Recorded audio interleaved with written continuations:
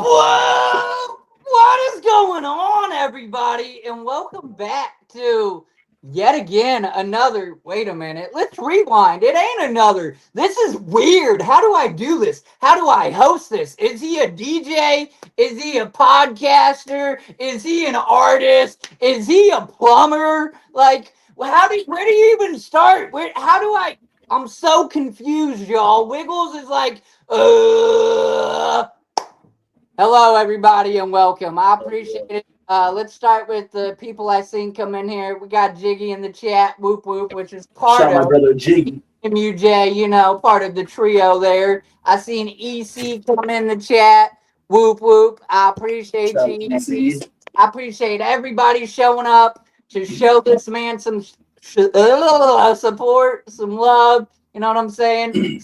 Good. Smash that like button. Got my kiss in there. It is free. It costs nothing. It's a small gesture from you, a big favor to me in the YouTube algorithm. It shoots it out. It gets more people in here. It gets more eyes on him. It gets more eyes on them. So, you know what I'm saying? Hit that like button and we will move forward. Got Suck My Kiss in the chat. Yo, Wiggles, I know you said you smoke and stuff, but Suck My Kiss, she makes the best edibles in the world. Space cakes, dog, I'm telling you, mixed with Faygo and shit, Faygo flavors of space cakes, best edibles I've ever had in my entire life, bro. Go, shout out, Suck My Kiss with the edibles. I'm guessing gathering, so got some of those. Her man is 2 scoops of whoops, and 2 scoops of whoops will be playing the detonation stage to kick off Wednesday. So if you want to get some space cakes, Scroll Keeper, shout out that man. Yeah. That's beautiful shit. Beautiful shit. Much clown love to Team MUJ fam. Proud of you, big fam. Posting main stage, right? Yeah, what are you talking about? Calm down. Tone it down a little. Let me get to know him first. Jesus. All right. For the people that don't know you, what's your name? Where was you born and raised? And where do you currently live now? Hell yeah, man. Shout out to everybody in the motherfucking chat. Whether you're watching now or later, shout out Wiggles, man. My name is Bobby Blaze. I'm from the 219. That's Indiana. I've been born and raised in Indiana my whole life, you know what I'm saying? Right now I live in Valpo. I live in the country area right now, Valpo. But I was raised in Lake Station. That's the 219, man. Some people are like, I feel like everyone's proud of their area code, or at least in some way, or rep it some way. But man, me and my boy G Fresh, you see it in his name handle, you see it on my name handle. We represent Indiana, at least the 219 hard as fuck, man. So that's where I'm from. That's where I still stay. I've traveled here and there, you know what I'm saying? But I've always called home Indiana, Hell yeah. I live in Indiana too, folks, and it's weird. I didn't even know there was a part of Indiana that actually had a different time zone than me. Most of the state is Eastern time zone, but my man here is up northwestern, I guess, technically, and he's right there on that central board, kind of like Gary, Indiana. I think there's parts that is a central time zone or whatever, but that was a shock to me. I'm like, wow. I'm not even really from Indiana, but I've lived here for 9 years now, so I might as well be. But yeah, Indiana is weird like that, where it's split back with the Central and Eastern time. So even just about an hour from us, it's goes back with the Eastern and shit. But yeah, we're considered Chicagoland area, Northwest Indiana, you know what I'm saying? But I don't think Chicago. Okay, fair enough. Next question. The next question I'm gonna ask you is it's usually 3-part, but I don't know how it would apply 3-part to you, so I'm gonna say 2-part or whatever. Firstly, and they're obvious, but we still asking them: are you a juggalo? And if so, how long you been down, or when did you discover yourself? I'm a motherfucking juggalo for sure, 100%, no doubt about it. You slit my wrist, clown confetti, and Faygo sprued out of that motherfucker. Shout out Darby, that's for sure my motherfucking brother right here, you know what I'm saying? 100% Darby Trill. Catch Darby Trill back on the main stage Wednesday night, you know what I'm saying? That's my motherfucking dog, 100%. Can't get it close. Dog, so it was like, am I a juggalo? Yeah. It's like a 3-part question. How long have I been down or whatever? Right. Bro, I would say, motherfuckers say, oh, I came out the womb of Juggalo. But It was probably like no shit, like 11, 12 years old. You know what I'm saying? I'm in my late 30s now. Right around the time, right before Malenko dropped, my older brother Tom, started listening to ICP. And his room was like right below me, and he'd be at my house every other weekend and on Wednesdays. You know what I'm saying? So every other weekend, he'd be there the whole weekend. He'd be down in his room bumping music, and I would sit in my room right above it and listen to the motherfucking events. You know what I'm saying? It got to the point where I'd be playing my video games and mute my motherfucking TV and listen to my brother listen to ICP from down in the basement shit. And I would go down there when he, like I said, he didn't live with me the whole time. He lived with his dad and lived with my mom and shit, part time. And when he would be there, he'd have some shirts downstairs. I'd go fucking take his shirts, wear them to school. He had like an old Carnival Carmen shirt that I used to wear to school. It's actually, there's a Dare picture somewhere of me, like 5th, 6th grade or whatever. And I get my fucking Carnival Carmen shirt on and the fucking Dare to keep a kid off drugs fucking little sticker or whatever. So, yeah, man, I've been down. It's been the most consistent thing in my life, really, is these two clowns over my shoulder. You know what I'm saying? They've been there since I was a kid. I've really never like fell out of like going to clown shows or listening to ICP or any of that shit. You know what I'm saying? So it's just been like the most consistent thing in my life. Shout out to my fucking Carnival. Shout out ICP. I love it. I just said it the other day. It's I don't know, the difference in people that don't know or outsiders to us is literally like they always, no matter what, say, "Oh, well, it's just a fan base," but it's in definition of it is. But to any real juggalo, if you ask them, it's not. It's a lifestyle. Even for me, dog, like ICP, I've been looking at ICP as more than just like a band for a long ass fucking time. They're not even just like a fucking band I listen to anymore. You know what I'm saying? Bands I listen to come and go all the fucking time, but this ICP 30 fucking years of running Carnival for us. The way of life. It's a moral code. Yeah, to the ones it really means, like just the golden rules and just living the lifestyle. It's without a clue. And I didn't get that introduction like you at 12.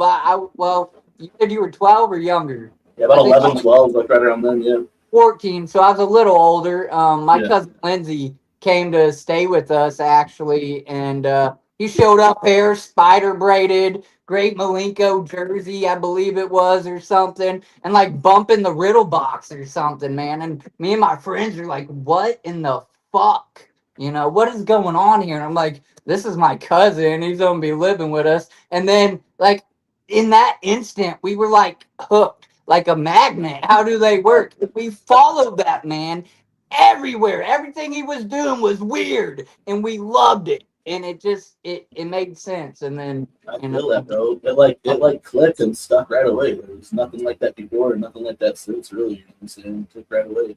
And even now, however many years we are later, I feel like it's just as fresh or gets fresher on the daily. You know what I'm saying? Like we go back, 2018, and Easy Max signs The Psychopathic and changes the world as juggalos now. Oh, I'm saying we wouldn't have the Darby Trills, the Dev Rose, Shaggy the Airheads, you know what I'm saying?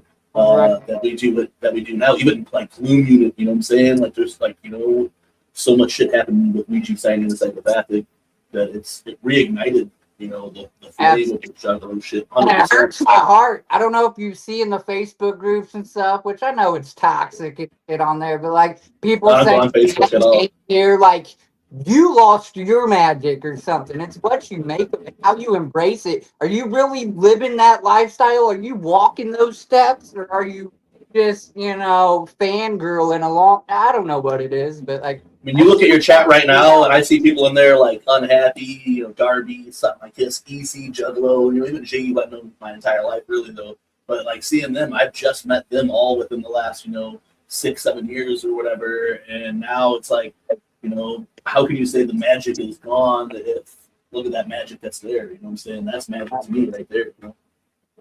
Right. Absolutely. All right, we'll move on. The next question I'm going to ask is going to kind of help me direct where I go with the questions next. So, you do DJ, correct?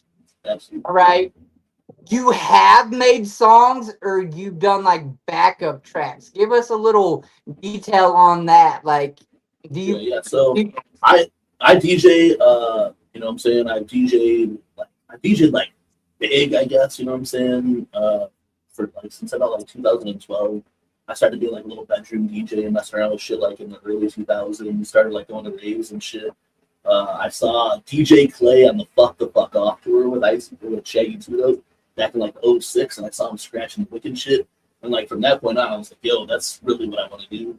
Had a major setback, but when I got back from fucking backpacking in Europe, as I call it, spent a little time away. You know what I'm saying? I got back into DJing, and since then just kind of been rocking it. I worked with this big underground company called UG Promotions for a few years. They really put me on, really got me out there. I back up for Razor from LSP, you know what I'm saying? And then I've worked on a bunch of stuff. Like I've done projects with Darby Trill in the chat, Fro 50187. I'm on a track with Unhappy that's going to come out soon. Jigsaw, you know, a bunch of underground cats or whatever. But I've also released like original projects. I started like a Chopped and Blazed. It's like a Chopped and Screwed series, you know what I'm saying? I put out a lot of remixes, so I got remixes and shit out. But then I do like mixtapes and shit. So there's like a Bobby's World series I have out right now. Another part of that's going to be dropping right around the time of the gathering here in like 10 days or whatever. I'm going to drop the third part of Bobby's World for the gathering or whatever. So that's kind of the shit that I do. You know what I'm saying? Like I do a lot of backup for people who are performing live. So a lot of my homies, if they're going to be doing a big show or whatever, they'll call me in. I'll go to that show. I'll DJ for them or whatever, you know, to give them a stage look. I'll help artists, you know, mix their projects. I mixed the whole Light Lighters mixtape for Fro, which is like a fucking dope ass mixtape. You know what I'm saying? Darby's had me on like Belly and the Tune and shit. You know what I'm saying? We did some voiceover work. Me and Jiggy did voiceover work on Little Women too last year. Yeah. So DJing is the passion. You might sing a song here and there for fun. Yeah, yeah. I mean, shit. I've never really like rap. Like I did, like you know, like fucking freestyle rap sessions all the time when I was legit. Me and Jiggy used to do that shit. Like we used to rap and shit all the time.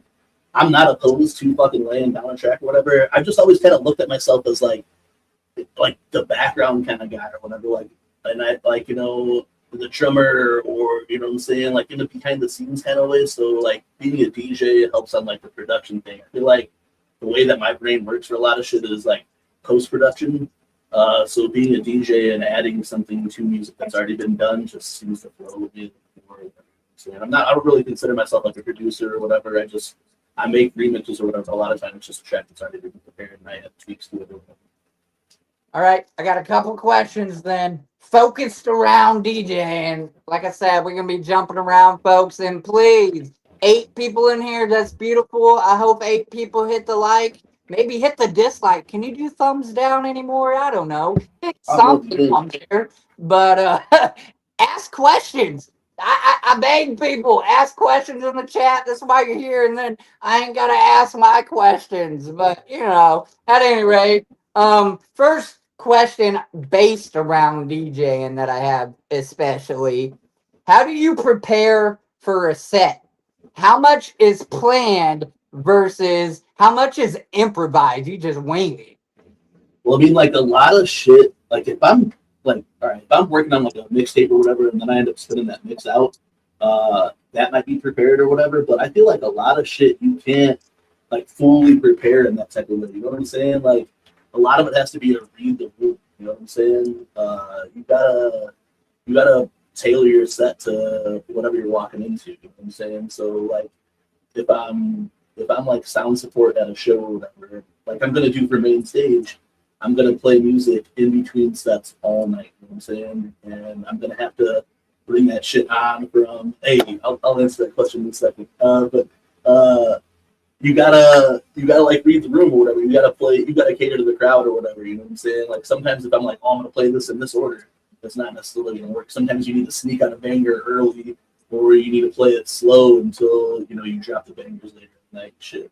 And then like you know for certain events or whatever, if I'm DJing a Ouija tour, I can't play any Ouija music that whole night while I'm DJing. You know what I'm saying? If I'm DJing before Darby O'Trill and Esham on the main stage, I can't play any Darby O'Trill or Esham on the main stage. You know what I'm saying? Like, there's also that kind of etiquette that goes along with it.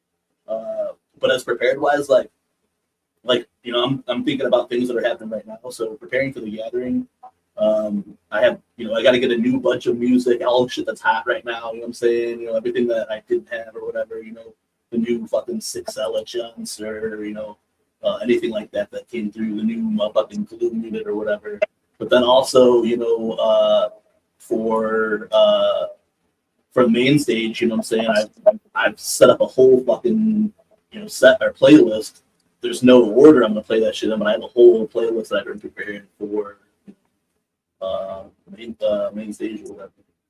Absolutely. Hey, like Darby says, bro, do you leave the gate open or closed? Look, bro, you always leave the gate closed because a gate left open is a gate left open for the hops. You don't want to let the hops. You feel me? You know what I'm saying? Other than that, I'm not too much of a gatekeeper, but I'm always trying to keep the ops out between me. Shout out Bizarre here. Shout out everybody in the fucking chat. Shout out Drew. That's awesome. Real quick, I got to shout out Impede. Impede is one of the most supportive homies that I have on YouTube. Only reason I say on YouTube is because I haven't got to meet this man in person because he lives a busy, secret life. He's a CEO somewhere that he ain't telling me about, but he's always there. He's always liking, commenting, dropping these fucking super chats, and I love you. And I wish I could say it to your fucking face, bro, and give you a big ass Wiggles hug. Thank you so much. So those type of homies who pull up and are in the chat and like your posts and shit and comment and stuff, man, that's, you know, that's dope as fuck, bro. Like, shout out to those type of people. You know what I'm saying? Like, it's really, you know, the super chats are always fun and shit, but I think, like, my favorite part about doing our show with, you know, our people or whatever is the chat and talking and answering shit that's going on in the chat. You know what I'm saying? Like, we want to bring the chat as most of our conversation. You know what I'm saying? So shit. Right. Absolutely. And you kind of touched on this, but it's still another question. How do you keep a crowd engaged when the energy starts to dip? Is that when you like instantly switch a song, or do you have a special tactic, or do you try to talk to them more? Or... Dog, like, unlike Devereaux, I'm not this big fucking microphone fucking DJ, you know what I'm saying? I personally do not like being on the fucking mic at all, you know what I'm saying? But that's where you have those fucking, you got them TNT tracks. You got them in absolute, you know, are going to be fucking bangers, you know what I'm saying? And sometimes, like, if I'm playing the room and they're not, like, going after my new banger, it's because this fucking room wants my fucking some nostalgia shit. So then you drop in a sing-along, you know what I'm saying? There's almost anytime the energy's down, if you bring it back around with the fucking sing-along jump, something that people know the fucking all the words to, or you're going to fucking sing the words to, right. That's how kind of get people back. Included, not just stay there. Yeah. Hell yeah. But it is, man. It's like reading a room. I feel like that's something that comedy and DJing and shit have in common, is that you're kind of always like mixing your set to what it's like, what the crowd's wanting or what the crowd's doing. You know what I'm saying? If you're at a club, you want people to be dancing and shit, you got to play them dance bangers. You know what I'm saying? You want people to get rowdy, you play rowdy shit. But there's like, I don't know, I think most DJs like have like tracks where they're like, all right, if I'm playing tonight, I'm not playing this track before 9 o'clock. I'm not playing this track before 11 o'clock. You know what I'm saying? Like, the crowd's going to get more fucked up or more rowdy. So when I play fucking, you know what I'm saying, some crazy shit later, you know what I'm saying? Some bass heavy track or something. Right after you end up with clothes with that. Yeah, you know? So, yeah. Yeah, absolutely. All right. What's one piece of advice you'd give to somebody trying to get into DJing today, right now? My biggest thing to like any artist is like for real, like, you know, if you're for sure wanting to do something, then for sure put your all into the shit. But like, do not expect to play one local show or one support on a fucking national tour and be like, yo, fucking Violent J is gonna come out, shake my hand, and sign me Psychopathic tonight. You know what I'm saying? Like, dog, that shit just like in a good that shit happens in 17,000 people's dreams a night. But dog, that shit's like far from the truth. The shit takes like steady, dedicated, and like showing up is like 90% of the fucking thing, bro. I don't know if he's still in the chat, but I hound dogged Darby and he drew a penis for his signature when I went up to him with a notebook. But then he finally gave me his signature. But like I noticed after the fact that I kind of ran up on him when he was busy at the gathering, had some people around him, and it might not have been that time. I'm like, Darby, will you sign this? And I didn't even look. I think most people get that shit, bro. I don't know. Like, I think it's fine. But yeah, man, just like I feel like just the big thing is just like, God, like don't give up, man. I've had like just like there's peaks and valleys to everything. You know what I'm saying? And I got like cool. I got to go do everything for a hot minute. You know what I'm saying? And then as my son was getting older, I took a little break or whatever, and I'm coming back and like kind of really doing a lot more than I did or whatever. At least trying to put out more or whatever. And here, I've been doing this for a minute. This ain't my fucking first time, you know what I'm saying? So I feel like, but it's the best time right now, So yeah.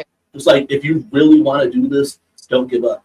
Some of the people that I came up with either quit doing it because they got with some new chick or whatever, or they got into drugs, or, I'm not saying don't focus on a job. I mean, that's what I, had to do to have money or whatever too. So, but just like, if you really want to take it seriously, you got to take it seriously, and you're going to get your ass kicked. You're going to get discouraged, but man, just fucking keep it going because, I mean, look at some of my homies, like, look at the gathering lineup this year and look at all these people unhappy in the chat, you know what I'm saying? Look at Billy the Fence, you know what I'm saying? Look at the Two Scoops, Jane Doe. Family on the stage. Chuckles or whatever. All of these people have been out there doing it, you know what I'm saying? They pull up to other shows. They fucking travel around the country to do shit. They're out there on the internet. They're putting themselves out there and they're getting that shine. But they've all been doing it for a long time. I've been following Billy the Fence's journey for a hot minute. You know what I'm saying? And to see him start getting those opportunities, it's not like it just happens overnight. Like, you can kill it every fucking time and be overlooked every fucking time. Don't get discouraged. Just keep it going because, I mean, you're your own worst enemy in this shit. And if you believe in yourself and you just keep pushing, you're gonna fucking do it, man. Absolutely. Jug steady winning. Hell yeah, EC. Oh yeah, EC. Let's see here. Perez came in. If y'all don't know, I don't know how you don't know. It's Jiggy, Perez, and Bobby Blaze for Team J. 3 for life. Oh yeah. All of y'all being in here supporting your dude. You know what I'm saying? Those are my motherfucking brothers, bro. I've known Jiggy Fresh since we were in like elementary school together, you know what I'm saying? I've known Prez since like 2009, like these are my motherfucking brothers, like me and Jiggy. I know his family, his parents were just at my house a couple of weeks ago. Like, that's my motherfucking like legit motherfucking family, you know what I'm saying? And Prez, that's literally one of my questions, and we can circle back to some others. Cool, might as well jump into a little Team MUJ, and that was like, how did Team MUJ come about? Whose idea was it initially, to start the whole podcast or whatever and get it up and going, and did y'all meet, and then like how did Team MUJ come about was the technical question. No, I feel like question 100%. So this is like a 2-part thing, right? So like back in like 2009ish or whatever, we did like a social media page. It was like almost like a fucking Juggalo Facebook type shit. Midwest United Juggalos.com. Had a little chat on there. Had artists or like member profiles and all that other shit. We did that. We met a bunch of fucking people. YouTube didn't do like live streams or whatever back then. There was something called like Justin TV or fucking, I forgot, something else or whatever. So we would do some kind of streams or whatever, and that was dope as fuck, right? But then, shit changed. We didn't really talk to the same people as me and Prez and Jiggy Moo, our friend April the Ninja, you know what I'm saying? We kind of just, we just weren't, doing this. And then I got with this underground label called UG. And like one of these things that was always instilled in my head was like, even though I'm a juggalo or whatever, I was never trying to use the juggalos as my platform because they were already somebody else's platform. It was until, maybe I was established where I caught the juggalos' attention myself that, I could do that. So I didn't really do that at that time. We stopped doing the MUJ social media network or whatever. It was just, with Facebook took over, the whole landscape of the internet changed at the time. But it was DCGCon 2 in Denver, Colorado. Me, Jiggy, and a bunch of other friends went or whatever, you know. And we were kicking it out there, and Jiggy was like, "Yo, dog, like." Jiggy felt that resurgence, you know, from Nietzsche Mac signing Psychopathic. We caught some tours and shit. We went and did all those things or whatever. Jiggy was moving back to the neighborhood. And he was like, "Bro, we should just bring this shit back." You know what I'm saying? Let's do this shit or whatever. You know what I'm saying? And I was like, at first I was like, "No, dog. Like, I just don't want to do. You know, we're gonna do it. We have to do it for real. You know what I'm saying? It has to be fucking crazy or whatever. You know what I'm saying?" And I was like, let me think on it. If we're gonna do it, we gotta, you know. Actually, Jiggy and I met up on our kayaks, bro. You know, we're kayakers. We go out on the lake and shit. You know what I'm saying? Go outside on the water. You know? So we were out on the water. It was the day that gutter water came out. The weekend gutter water came out. And we chopped it up for hours, bro. And I finally told him at the end of that one, it was like, "Hey, man, if Prez is down, let's do this, but, like, do it for real." So about 8 years ago now, 8 years ago, just a couple weeks ago, we launched the first weekly Wicked Web show. We did it pre-recorded shows all the way until the pandemic, and then once the pandemic came around, we've been going live for our shows since then. And it's really just the three of us now. You know what I'm saying? It has been, only will probably be. That's really like the story of fucking MUJ. You know what I'm saying? Shout out to the ones who came before, but right now it's just three for life. So me, Jiggy, and Prez. You know what I'm saying? And we have fun doing it. You know what I'm saying? It's been 8 years. We never really had like a goal. Like, I'm gonna be 100% real with you. The reason why we hung out every weekend is so we had an excuse to hang out every weekend. Yeah. So, like, you know, Jiggy has has a handful of kids. I got one kid who was still younger at the time. You know what I'm saying? We both work, Prez works. You know what I'm saying? We all have these jobs. So like, we're like, fuck it, man. Like, on the weekend, let's fucking at least once a weekend or every other weekend, let's kick it, and we'll have an excuse because we're doing a podcast, and we've kept that excuse up for 8 years now. So, and it's been fun. Live kind of around each other too, then. Yeah, at the time that it started, Jiggy lived like 2 minutes away from me. You know what I'm saying? Prez lived like, you know, maybe the same distance away. We're a little farther away from each other now, but I can still drive to Jiggy's house within like maybe 20 minutes, and Prez in like 15 minutes. Right. Yeah. Yeah, that's what makes us a little bit different. Is that, dog? Like, you know, we're actual friends. We didn't meet over the internet. We get to hang out with each other. We get to shoot our show together. We definitely get drunk together. Eat MP, you know what I'm saying? Prez doesn't, but was all of you already juggalos, or did one of you initiate the other two? Well, in a way, like, dog, like, and I don't want to give myself too much credit or whatever, but like the circle that I ran with, I like. As soon as I got an ICP, I started talking about ICP to people. And I met this dude, PJ Balloon, at like a fucking like school sleepover. And I preached the fucking carnival, all that I'd known up until that point to this kid, you know what I'm saying? And after like spring break, he comes back and he's like, "Yo, for my birthday, my aunt got me this, you know, a couple CDs. Like, you want to come over? The bodega sells Fago, we could drink Fago and listen to ICP." So we did that. Yeah. Then I met his homie.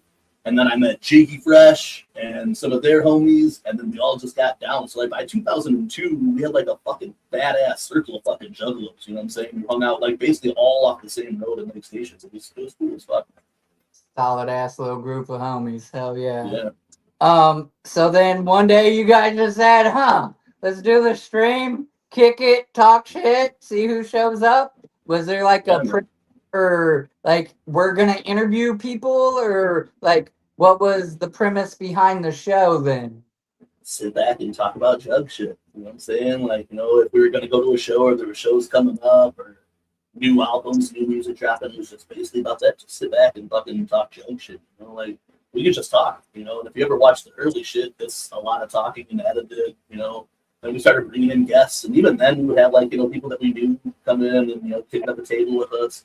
And since we started doing the live online streaming shit, it's been a lot easier to bring guests in. And we've had everybody from fucking, like you said, Darby, Shaggy, you know what I'm saying? Everybody on the Wii team except for BG and Buck have been on the fuckers. I've been trying to tap into some of them, but I don't know if I'm cool enough yet. No, dog, I'm gonna be 100% with this. I think your show is cool as fuck, and I've been wanting to do your show for a fucking minute. But like I said, I don't really consider myself as like an artist like that, you know. I think your show's dope, you know, and I get it. I get you're just a juggler. And I'm sorry to keep cutting you off. Or whatever. I get you're just a juggler. You're just doing this shit or whatever. But man, like this shit's important as fuck, dog. You know, like what you do is important as fuck. You know? I love what I do because I love our culture. I love our community. I love I love like confusing people. You know what I'm saying? Like people obviously stereotype us or whatever. I'm sure it still goes on today like it did back in the day. Even though today it's more cool to be a juggler, whatever. I don't do it to be cool. I don't live it to be cool. Whatever. But no, like I love what it means and what it does for us. How it like gives you a way to live and just be a better person. And I gatekeeped my own music because of the clowns that we love. Not necessarily, but you know what I'm saying? Like back in the day, if the clowns didn't put them in front of me or they weren't on the radio, I probably wasn't listening to you. And that sucks. I missed out on a lot of cool artist music's being day one fans, you know what I'm saying? And getting to say, I was there when he had 59 followers on fucking Spotify and now he has, 2,000, 300,000. I was there. I'm out on those moments or whatever. So it's kind of like it was like I was at the gathering, the magic was running through me, and I said, I know an artist or two that might let me interview them. And then I'm just like, you know what? You just got to try to reach out and you're going to get no's. You're going to hit walls, and that's okay. Everybody is not like, they're not obligated to give you their time of day. Time is something that you absolutely cannot get back. And speaking of, thank you for your time, Bobby. You know what I'm saying? Like people are not obligated to give you their time, and I respect that. So when I get it, I really appreciate it. But so at any rate, I just started, shooting my shot at random artists in different ways, and slowly but surely, here I am with like 200 artist interviews. So That's yeah. crazy. You've done 200 also, man. That's awesome. Like I said, to do it the way that you do it is cool. I like that you have a series of questions, even if it's the same fucking questions. I think that makes your show where everyone knows, like, to become familiar with the format. There's been times where I've tried to format the web show and it just doesn't work. You know what I'm saying? What's that? I'm not, that don't annoy people. They're like, all right, here we go. He's gonna ask them their favorite color. No, I dig the standard questions. I dig the like set of questions because that's what keeps your show. I don't know if there's a podcast I watch called Are You Garbage, and they ask a lot of the same questions to determine if the person's garbage or high class. You know what I'm saying? ICP was on it not too long ago. But I like a structured show. The weekly with the web show is far from structured, but we have other shows that are a little bit more structured, and I kind of like those. I'm a structure kind of guy, so I think what I'm doing. I can just absolutely. Unhappy asking MP, you coming to Gotjay? Yeah, guys, I got a poll running. If you want to answer that, I just randomly clicked it. I got 2 different polls that I set up. I don't be doing that stuff in streams, but this is a special one. This is a different. It's we're on the road to the gathering too, you know what I'm saying? So we are on the road to the gathering. Ask gathering questions, you know what I'm saying? Put up gathering polls, because right now, for those who don't know, who are unaware of Team NJ, we're on what we call the road to the gathering, the Juggalos. It's the series we do pretty much every year where we hype up the gathering on the road to the gathering. You know what I'm saying? We make stops on podcasts, we bring people on our show, we promote the fuck out of it, you know what I'm saying? So. One person said no. Nobody said yes. I guess you guys ain't going. Fine. We're going to start this one, and then I'm going to ask this question right here. Start and show. I don't know if you can see that on the screen. It says, are you sub to Team MUJ? Yes, no, on the way over. Answer that. And if your answer is no, it really needs to be on the way over to sub. And I'm going to say, he just got done saying they're doing this little on the road Got Jay. And they got merch. And it's pretty dope. I just got a shirt. And I was tempted to put it on, Like, I went out in the creek and was playing around in the river today, and I didn't want to get a dirt stacked. I'm wearing it at Got J, but they got some really cool shit. So go check out their website. I don't know what that is offhand. If somebody in It's the chat it's Sticker Mule or Prez or Jiggy, if you can put the link in there, but it's Sticker Mule at Team MJ. It's super easy to fucking find. And Wiggles, I appreciate you copping the shirt. I almost didn't wear this tonight because I just got a new fucking dope ass Darby O'Show shirt in the mail. But we're on the road to the gathering, so I had to. But Wiggles, because you bought those, Wiggles, we got some dope stickers here for you. You know what I'm saying? Let's go for the sticker board. You already know. We got it in this version as well. You know what I'm saying? So there'll be two different versions of this. You know what I'm saying? We also have the Bobby's World Strange New World Gathering stickers, you know, that you guys could get while you guys are at the motherfucking gathering also. And then Jiggy Fresh has two of our 3 for Life pirate ship design in 2 different styles. So we have 500 slaps to give out. Catch us at the Podcast Super Show or catch me on the main stage Wednesday night. You know what I'm saying? Absolutely. And I love that orange, bro. Like that shit looks sick. Like, I wish like a blood sunset orange, you know what I'm saying? Summer in fucking August type shit. It's gonna be nice. It's gonna be a good time. I'm gonna need those. Yeah, show up, get them, grab them, sub up. If you guys are not subscribed, that's what that poll is saying. Damn it. All right. So I got 2 random questions off of online social media. And I don't even, like, the one I know was kind of a serious question. The other one, I'm not even sure. I'm not even sure who the person is. So I guess answer it however. Somebody said, ask him what his favorite Ethel Kane album is. Oh, fuck, bro. All right, so shit, we about to take a little deep dive here. Right? So, like, you're talking about artists who you want to see when they're still relatively new and then blow up, right? So there's this artist, her name's Ethel Kane. I first heard about her right before the ICP prom show in 2021, right? She was there with Ouija. So what's crazy is that, like, in my Apple Music suggestions, one of her, like, a single for her new album was in the suggestions. I listened to it and I was like, whoa, this is fucking crazy, you know what I'm saying? And then 2 weeks later, she was at this show with Ouija. So after that, I went on the fucking deep dive and I really got deep into this EP she has called the gonn. It's like my favorite shit. I could listen to it every motherfucking day, you know what I'm saying? And since then I've just become a huge fan. But now she plays Lollapalooza, plays all over the fucking world, you know what I'm saying? To try to get her tickets to this after show were like fucking $400. The first time I saw her was at L Club for $19, you know what I'm saying? L Club in Detroit, right across the street from Clark Park. I saw her for $19. Now she plays huge festivals and all that shit. Last year she let an album called Willoughby Tucker, I Love You Forever, and it's probably now my favorite record of hers. Musically and sonically, it's fucking badass. Her lyrics just fucking hit me. A lot of the shit that I was going through and continue to always go through, it fucking really resonates. She's got a song on there called Waco, Texas. I was driving back from Texas last December. I got to listen to that fucking 12-minute, 15-minute track as I drove through Waco, Texas. You know what I'm saying? Absolutely. I love her. She's a fucking, like, to me, she's what God sounds like. You know what I'm saying?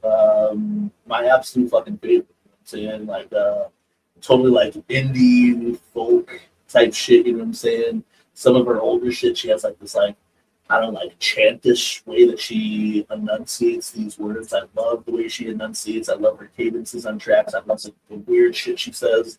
Yeah, absolutely my favorite. So whoever asked that question, shout out to them, you know what I'm saying? Because that's my shit. I'll get that for you. I think it was off of either X or I don't remember. But I honestly thought that was gonna be a bum question. I am shocked, and now I'm intrigued. So I have that written down. I'm curious to go look her up. Like, I don't know. Maybe actually she's got a video for the song called Crush. There's 2 different versions of it, and the other version, I forgot what it's called, but like in the video for that, you see Ouija's mouth for a minute. You just like he's saying the words. And if you know Ouija, you know that it's his mouth or whatever. So I don't know. There's like another reason to watch. She's my favorite though, dog. Like totally like poppy in certain ways. Like just depressing on other tracks. I mean, it's just my shit. I listen to it probably every day. You know what I'm saying? Like it's my absolute shit. You know what I'm saying? In my tops, y'all. He's in there with headphones on in a dark room. I'm telling you, bro. I love this shit. Hey, anytime that I have to drive home or whatever from a show or whatever, ask Jiggy, ask Prez them, you know what I'm saying? Like, I'm like, I gotta listen to this. Yeah, my playlist is gonna come on. Ethel Kane's gonna come on and shit. In fact, one time I was taking Darby and Dev back to the airport, and we're driving through like dirty south side of Chicago, and I got some motherfucking Ethel Kane on. I'm like, dog, before I change this, you guys gotta really listen to this one. You know what I'm saying? I fucking turn that bitch up and listen to that shit. So, hey, man, whoever asked that question, it might have been Joe. Just Joe, yeah. You know what I'm saying? Yeah, Joe or Joe something. I don't remember. Yeah, Joe without the E, you know what I'm saying? That's the homie Joe. When I see him at the gathering this year, we're talking Ethel Kane, you know what I'm saying? So shout out Joe. That's the shit. And thank you. I don't know if they're watching or what, but great question, apparently. I thought that was going to be a flop. And I was going to try to look up the name before the stream, but then I just lost track. I'm like, man. All right. The next question was, what is your wing recipe? Damn. Hey, look, this ain't like secret or whatever, you know what I'm saying? Again, I don't really fucking gatekeep, too often, unless you're opping on me, you know what I'm saying? If I give you this wing recipe, which is super simple, but then you start selling the shit, you know what I'm saying? Like, you take the fucking flaming Homer and start selling it as the flaming Moe's, you know what I'm saying? Then I might be offended in some way, but Oh, that was Miss Taffy. And I'm like, why? I'm like, is it sacred? She's like, nah, just good as fuck or something like that.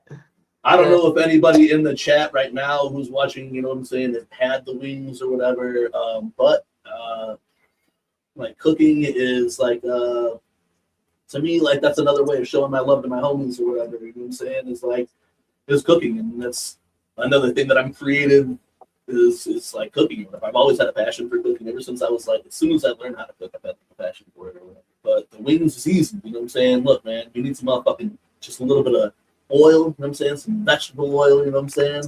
Over the wings, you know what I'm saying? And then look, the rub can be simple as fuck, right? The rub can be, you could go get go to Dollar General and get some like all-purpose rub, right? For $1. And you sprinkle it on that shit. What makes the wings taste good is that I smoked it. You know what I'm saying? I put them on my smoker. I let the smoke do the fucking flavor. You know what I'm saying? I let the smoke hit them or whatever, and then we turn it up a little bit and let them bitches crisp up. I put my son on to being the top chef now, so like I passed on the recipe. Now a lot of times if I'm busy or whatever, like when we did our Christmas party this year, I had my son bring the wings, you know what I'm saying? He cooked them up or whatever. But that's the recipe. The Bobby Blaze wings, the recipe's simple as fuck. But gathering then, or? I've always wanted to. I really wish that I could. Maybe one year I'll be able to do it or whatever. But as of right now, you gotta come to us. Yeah. So you come to Team MUJ and you can try them up in the Valley Blaze. Yeah. Shout out to Taffy. I know little Taffy's had them. EC Juggalos had them. Jiggy Fresh had them. You know what I'm saying? So they have, the Juggalos have had them. You know what I'm saying? I'd love to do it for the gathering, but. Right, absolutely. And speaking of the gathering and whatnot, we'll lead in with these questions here. How did you? Because this time's gonna be your fourth. This will be my 4th year working in the Gathering Juggalos as a DJ. This will be my first time hosting main stage.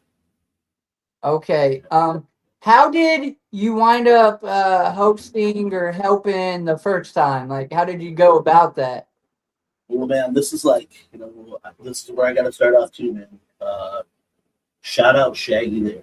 You know what I'm saying? Like, I just, Shaggy there does so much for the motherfucking jugglers. Not just his fresh ass clothes and his dope ass beats. He's the realest motherfucker. You know what I'm saying? And from the time that I met Shaggy, he's treated me like I was his boy right away. You know what I'm saying? Same thing with Darby, Dev. You know what I'm saying? With all of them. But this into the story that I'm telling right now. It was after a three-headed monster tour. The stop was in Chicago when Dev or when Darby and Airhead were on that first leg of three-headed monster tour. It was just like a month or two before the gathering or whatever, and they were in Chicago. We kicked it. Nothing major. We just kicked it. You know what I'm saying? The show, whatever. The show was fun. But like a couple days later, Darby called me and said, "Hey man, Airhead wants to talk to you about something." He's like, "Cool." And at that point, I don't think Airhead had my number. So I talked to Shaggy, and he's like, "Hey man, Rob just got a hold of me. The DJ that they've been using or whatever isn't going to do the gathering anymore. Are you down to do it this year?" He pitched like a little deal at me what was going to go on, and I was like, "Yeah, dog, like 100%." You know what I'm saying? So that first year, I went in under a different deal, but I kind of went in under.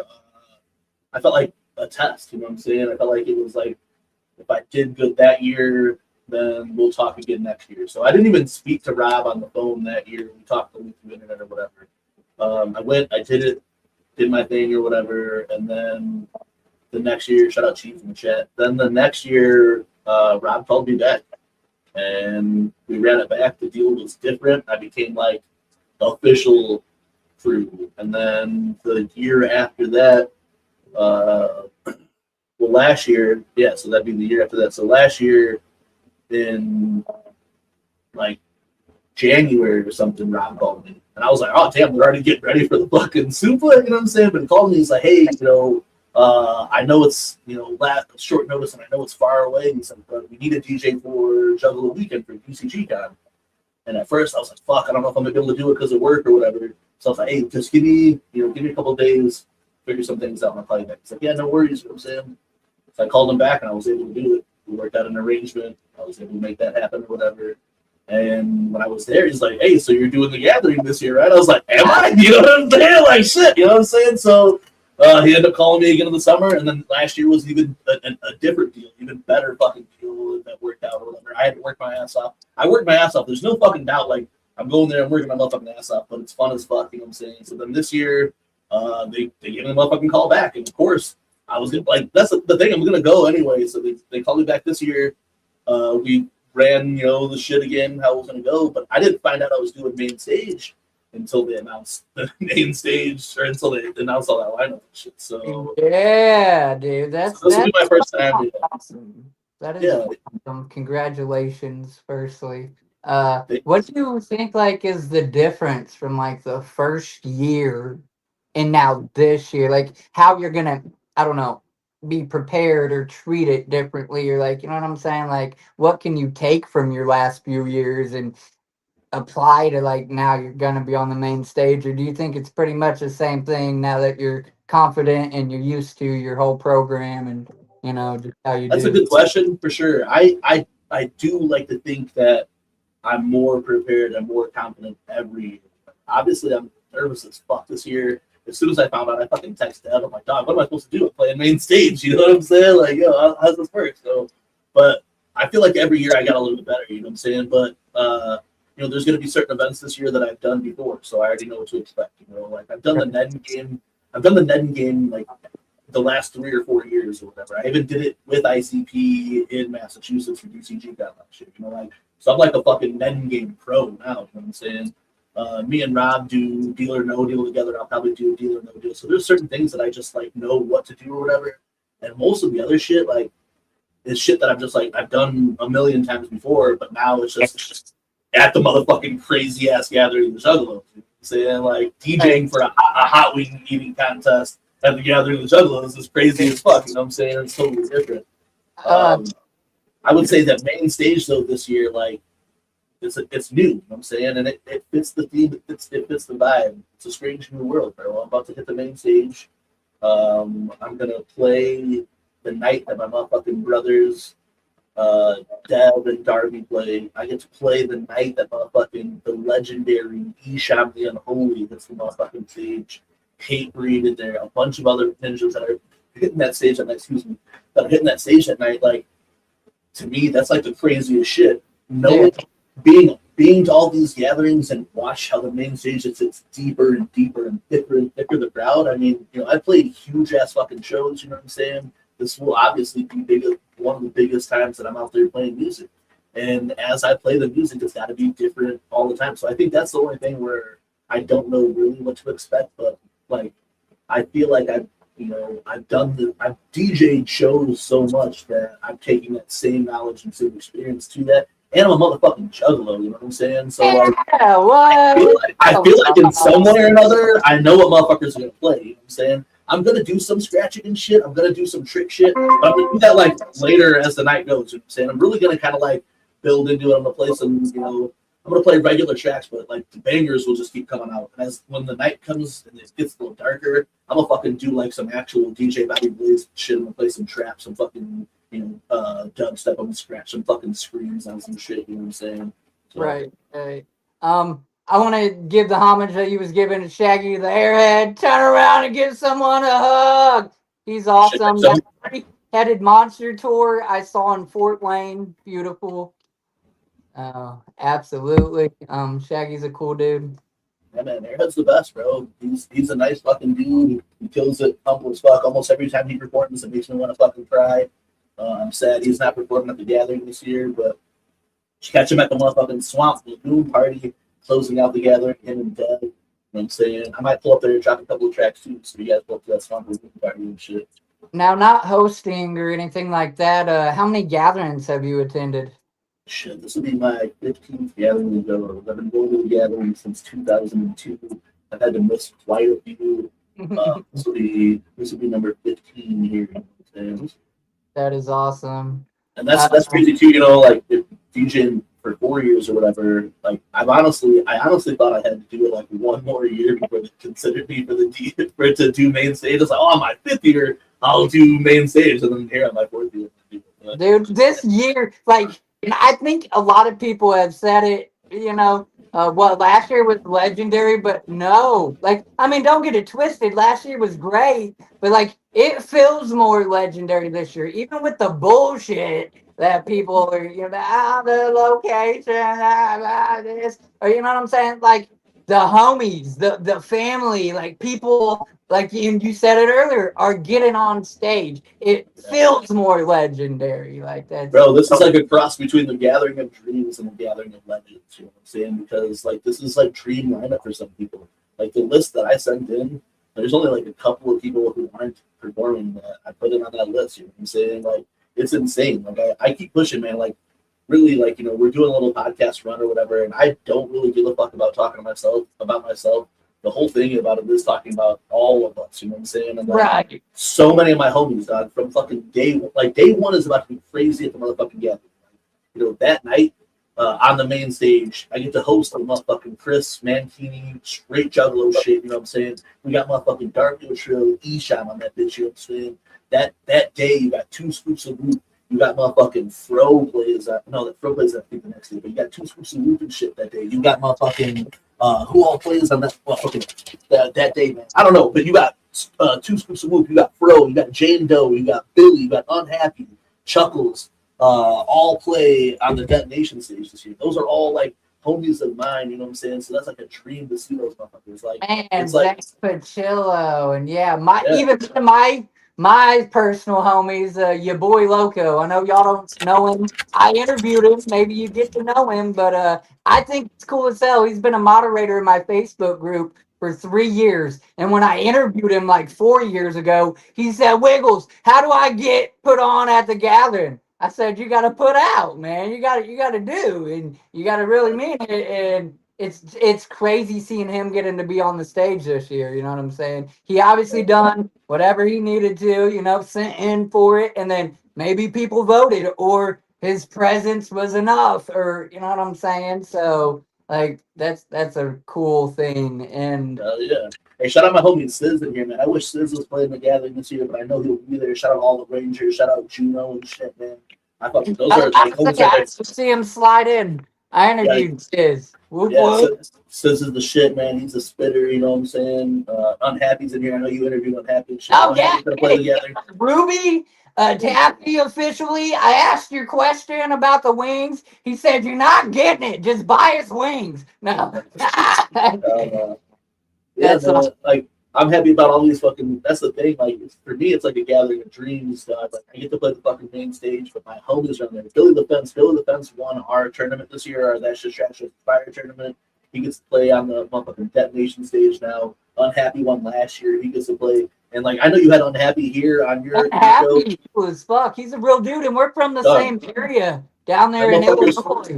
That motherfucker's the realest. No disrespect when I say motherfucker. That motherfucker's the realest, dog. I'm telling you. I went down and kicked it with him in his hood and shit, you know what I'm saying? That dude's cool as fuck. He's like, he's one of my favorite juggalos that I've met throughout the shit. Like we said, that the magic isn't dead because I just met Unhappy fucking 2 years ago, you know what I'm saying? So the magic ain't dead in this community, you know what I'm saying? No, and Billy the Fence is part of the magic. That dude be jugging for jugging. He is the definition of jugging for the culture. I love that man, and I'm so happy for him getting detonation for sure. I know you just said that, but the detonation stage is popping this year, bro. So many homies on the detonation stage. These artists, for anybody that watches this on the replay and you make it this far, just know like these artists are the type of artists that are gonna play on stage and be in the crowd with you after. You know what I'm saying? They're about that. They're in it. You know, they ain't just there to try to steal some viewer fame. You know, like these are real motherfuckers that finally are getting their dues, and they deserve that shit. And day one, Gloom Unit, Frankie Goldie, and Acetone, they play again. This is their second time in the last year. They played last year. They had a killer set last year. Juggalos, if you want them on the main stage next time, you guys got to pull up late night to this time. You know what I'm saying? And come with that same energy you did. Hey, and I haven't given Frankie Goldie enough shout out, man. Shout out motherfucking Frankie Goldie. Frankie Goldie's an unk for sure. That motherfucker is someone I tap in with when I need to get some advice or I need to test something out on. He's looked out for me. The first time I met him face to face, he gave me some words, and when I got the main stage this year, those words that he gave me back fucking 5 years ago ran through my head. I don't give Frankie Goldie enough praise during this little podcast run that we're doing too, but I want to do that right now. Shout out Frankie Goldie. Shout out my fucking Blue Unit, you know what I'm saying? Yeah. Hell yeah. The Dark Lotus, the new Dark Lotus. Yeah. Diet Lotus. Oh shit! Hell yeah, man! It's beautiful. A lot of family up there. It's like it's almost gonna get to a couple points where it's like, fuck, what do I do? Where do I go? Because we know if you've attended at least one gathering that. Yeah. Sadly, it's hard to see everything, Shit is stacked for a reason. Another reason why I don't know why you guys are bitching about the fucking lineup, bro. This is one of the best lineups that we've had in fucking years, dude. No bullshit. I'm not even saying that. You know what I'm saying? Fuck the fuck off. Are you even a juggalo or are you publicly saying I'm a just? Like, what the fuck, bro? Lineup is solid, so yeah, I'm not even. You are the definition of an ICP fan. Fuck off. I'm tripping because I'm touring where it's like, damn, because I have to work, I do miss a lot. I'm saying I miss a lot of the stage performances because I'm working other events or whatever, So I do miss a lot, but at the same time, I wouldn't have it really any other way. My homies are on stages, I'm on a stage, you know what I'm saying? Right. Ruby's in the chat trying to fuck up my question. My regular, what's the favorite domesticated bike? What? I'd have to, Ruby, what? I'd have to say a free agent. You know what I'm saying? My boy Kyle, R.I.P. He had a free agent with a 3-piece crank, and what's crazy about it is that because I know you guys talk about bike stealing. Yeah. All right. So 2 bike stealing stories real quick before I let you go. So this is answering your question that comes up here, or whatever. But all right. So have I stolen bikes? Yes. But here's one story about where I didn't steal a bike. All right, so I was talking about PJ and Frankie earlier, these juggalos that I know. Well, I also had another homie, Kyle, who I was friends with like all the time. He wasn't really a juggalo, but he was like just down with our shit or whatever, right? So one day, this is like the dog, and now that I'm thinking about it, this is like the plot line for fucking John Wick type of shit. My boy Kyle was a bad motherfucker, bro. Like he beat motherfuckers' ass, you know what I'm saying? Went to jail one time, and the cops like, what, you had to use a weapon? It looked like you got beat with frying pans. Now this was my boy, bro. He was a beast, you know what I'm saying? And my boys come, and I go to the dude Frankie's house, and I see PJ, and he's like, "Hey, Frankie's on his way back. He's just, he went to the thing real quick." And I was like, "Buddy, walking?" He's like, "No, he got this new bike." He pulls up, and he's on my boy's fucking black free agent, red seat, 3-piece crank. I know this bike like the fucking back of my hand. I tripped on acid and drove it across the station one time. You know what I'm saying? Like, I know this bike. You know what I'm saying? As soon as I seen that bike, I'm like, "No, dog. Where the fuck did you get that bike?" He's like, "Oh, somewhere so stolen, gave it to me." I'm like, "Dog, you gotta get rid of that fucking bike, bro. That's Kyle's bike." They're like, "Kyle, who?" I'm like, "Kyle Cornelius." They're like, "Oh, what the fuck?" Like, I was like, "No." It's like, "Hey, just like, let's go inside right now. I'll call him. I'll call his crib." We didn't have cell phones back then. I was like, "I'll call him right now and tell him we found his bike." He's like, "All right, bro." So I called fucking Kyle from the dude Frankie's crib. You know what I'm saying? I was like, "Hey, bro, we found your bike over here by Polk School, bro. I know it's yours and shit." You know what I'm saying? Because he would have fucked him up, and I'd have watched that. I'd have watched that shit. You know what I'm saying? He would have fucked him up. We were Juggalo family and shit, but hey, dog, you fucked with fucking Kyle. I ain't fighting Kyle with you over some shit. You know what I'm saying? Fucked up. Yeah, they were gonna get fucked up. Hey, Jiggy knows, man. Kyle was that motherfucker, bro. Like, hey, unfortunately, he lost his life because he was that motherfucker. So, R.I.P. my boy Kyle. You know what I'm saying? But he was that motherfucker. You know what I'm saying? So, I've stolen a couple bikes, though. You know what I'm saying? I've stolen a couple bikes just to get from point A to point B, or you know what I'm saying. There used to be a Boys and Girls Club by the crib, and we would walk by that Boys and Girls Club sometime.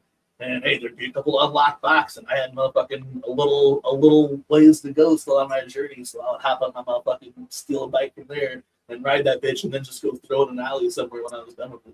Well, and that was me. Like, listen, I used to not be such a good kid, or I just had this whole like, if you were gonna leave your bike by the sidewalk unattended, you deserve to get got. Was that technically true? No, but I was tired of walking. Okay, and then it arised, and a lot of them ended up in the local pond, and they would drain it every 3 years, and everybody would literally go that day to see all the bikes and shit get pulled out of the pond and like claim their bike if they wanted or whatever type shit if they could recognize it. Like, so it was just kind of a thing. And so, yeah, that's why I asked that in one of the fill in the blank questions usually. That's fine. Hey, because, yeah, 100% I've done it. I had a bike stolen from me then, too. You know what I'm saying? So I guess that's karma in a way. But I used to take, and hey, like Razor scooters is what motherfuckers used to leave close to the road. So I stole like a good handful of Razor scooters too at a time. You know what I'm saying? Like,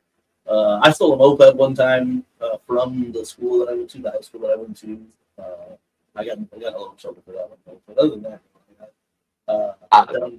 I've done it. You know what I'm saying? It happens. You know what I'm saying? If you haven't stolen a bike and you're an adult now, man, you blew it as a kid, not stealing a fucking bike. You know what I'm saying? As a teenager, you just get a little community service or return the bitch, you know, get put on a list. Yeah. All right. So now I have my book of questions, and let me put it to you like this: we're already at an hour. We still got 16 motherfuckers hanging out in here. Y'all are what we do it for. Y'all are the fucking culture. Y'all are the music. We love you, okay? We love you so much. I hope at least half of you hit the like button. You know what I'm saying? You just kind of all gesture. But I appreciate you just being here, hanging out. 15 of you could ask the most random ass question. There's no right or wrong question, answer. You know what I'm saying? Throw it in the chat and let us ask him. I was gonna ask him though. I don't know how much time you got or how much more you want to hang out in slum. Hey, I'll be real with you, Wiggles, bro. I'm here to kick it, dog. I mean, like I know you said, time is precious, but hey, there's like, when I'm passing time in a good way, I have no problem passing in a good way because I spend a lot of time in a bad way, so it's good. I'm gonna ask you some of my original questions, and pretty much I'll try to like the ones that really apply to you or whatever, so they ain't just random as shit. But so like the next one in order, technically, and you answered who kind of inspired you to DJ. You said what, DJ Chuck? Chunk? DJ. Well, no, Clay for sure. Clay. Hey, Todd. Chunk inspires me like every fucking day. You know what I'm saying? Chunk inspires me like every day. That motherfucker is a fucking cold motherfucking killer. You know what I'm saying? And he's one of us. I knew Chunk when he was still chunky and in the crowd and shit. You know what I'm saying? So shout out Chunk. But Clay was like the first person I ever saw spin wicked shit. You know what I'm saying? So Okay, right. when it comes into shit like that, definitely inspiration. But I get inspired by Chunk all the fucking time. But like music inspirations, like Trent Reznor, dog, like 9 Inch Nails type shit, man. Trent Reznor is just like a fucking madman genius. I'd love to make music with him. You know, he's just so fucking badass. The RZA, especially like Bobby Digital RZA, you know what I'm saying? I used to call myself Bobby Digital, you know what I'm saying? Like, so shout out to RZA. And yeah, like, you know, that's like old school shit. Favorite Esham album, Bootleg from the Lost Vault. My brother gave that to me, so that's why I say that's my favorite. My brother gave that to me on a cassette. So that was, you know, like, I love that shit. Midnight Hour, dog. Like, Midnight Hour is one of my favorite all time songs. Okay, I'm gonna word this a little different to try to cater to you though. What's out of the songs that you have done or that you're on, rather you're just like a feature or whatever, out of the songs that you've done, what's your favorite one? And then I'm gonna throw a spin, Team MUJ, pull it back together here. What's one of your favorite streams that y'all have done maybe for whatever? That'll be easy. I think like music wise or whatever, like at least like just some like, you know, like a remix or whatever for the Maggots type shit or the Southwest Song remix that I did. Those are dope. Some of my favorite like cuts and shit are on Froze mixtape or fucking Orange Bloodstains Shunt from the Tune. My favorite mix is 100% the motherfucker. No, I'm doing the queefing contest, you know what I'm saying? And I'm judging on the different styles of queefs, whether you're standing queefs, it's a post-sex queef, it's a fucking but anyway, my favorite mix though is the recent mixes anyway, is probably the Something Wicked This Way Comes I did from Something Wicked Gathering. And then I like one that's like emotionally attached. I did it was Christmas theme, but it was like all the tracks are kind of like or the theme of it as it plays through is like the most emotional shit for me. Who's your favorite Indian? What? Like what sis? Indian? Nedden? What? Like Indian? I would say if that's a play on I would say Jackie Gardy, you know what I'm saying? You know what I'm saying? Fathead, you know what I'm saying? Big Sis, Juno, Yakima, you know what I'm saying? So Ruby said I love what Reznor did with Soul. Soul, I know, dog. Can you believe he did that fucking cool ass fucking movie like that, dog? I mean, that movie's fucking bro. If you don't fucking tear up during fucking Soul, bro, you're crazy as fuck. And motherfucking Trent Reznor is also like the back force of Apple Music, so he makes sure that the artists get good royalties on there. He curates a lot of its playlists that are on there, and just Trent Reznor's a shit. I saw 9 Inch Nails only one time, and man, I don't know, that was fucking crazy as fuck. You know? Oh yeah, and then you said the favorite stream would be a no-brainer. Oh, yeah, dog. So last year we did a 24-hour stream. We streamed for straight solid 24 plus hours. During that stream, we had Precious Juggalos take over for an hour and paint. And I have the statue. It's in my living room right now. But him giving me the statue, I have to get him and painted on that. We had Beastmaster take over, and he took over for an hour deep in the night.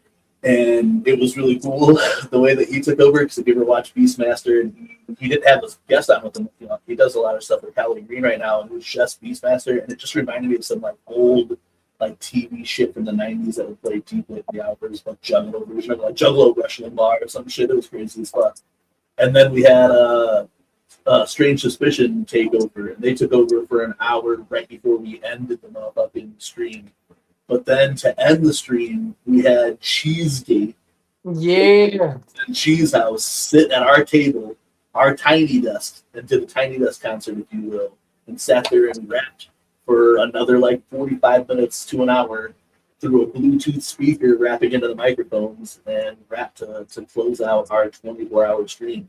We played a game, Story Wars. We had Bridget Bites on there. We had Apollo on there. We had motherfucking Bago Warrior. We just had so many people pull up. Humble Among, motherfucking Darby. We showed a movie. Just a wholesome family reunion in that bit. It was to celebrate 7 years of streaming the show or whatever. So we just said, fuck it, we're going to go all out. Some people were like, oh, 7 years, let's do 7 hours. 8 years, let's do 8 hours. Now we're like, fuck that. We're 100% doing straight 24 hours. And I don't even know. I've been doing it for a few years. I ain't close to 7 yet. I don't know. I think the longest stream I've tried, not on like this channel, was maybe like 12 hours. And that's on. Here's a little tidbit about Wiggles. I'm a fucking fish nerd. I got a bunch of fish tanks, aquariums, and I got a YouTube channel based around tropical fish called Casual Aquatics. So if any of you weirdos in here might like fish, you might go check that out. So a bit about That's cool as fuck, bro. Shout out Casual Aquatics. Longest stream I done was like 12 hours. I couldn't imagine 24 hours. Was you guys like all just there? Like you stayed up 24 hours? Certain one of yous were like there hosting, taking over.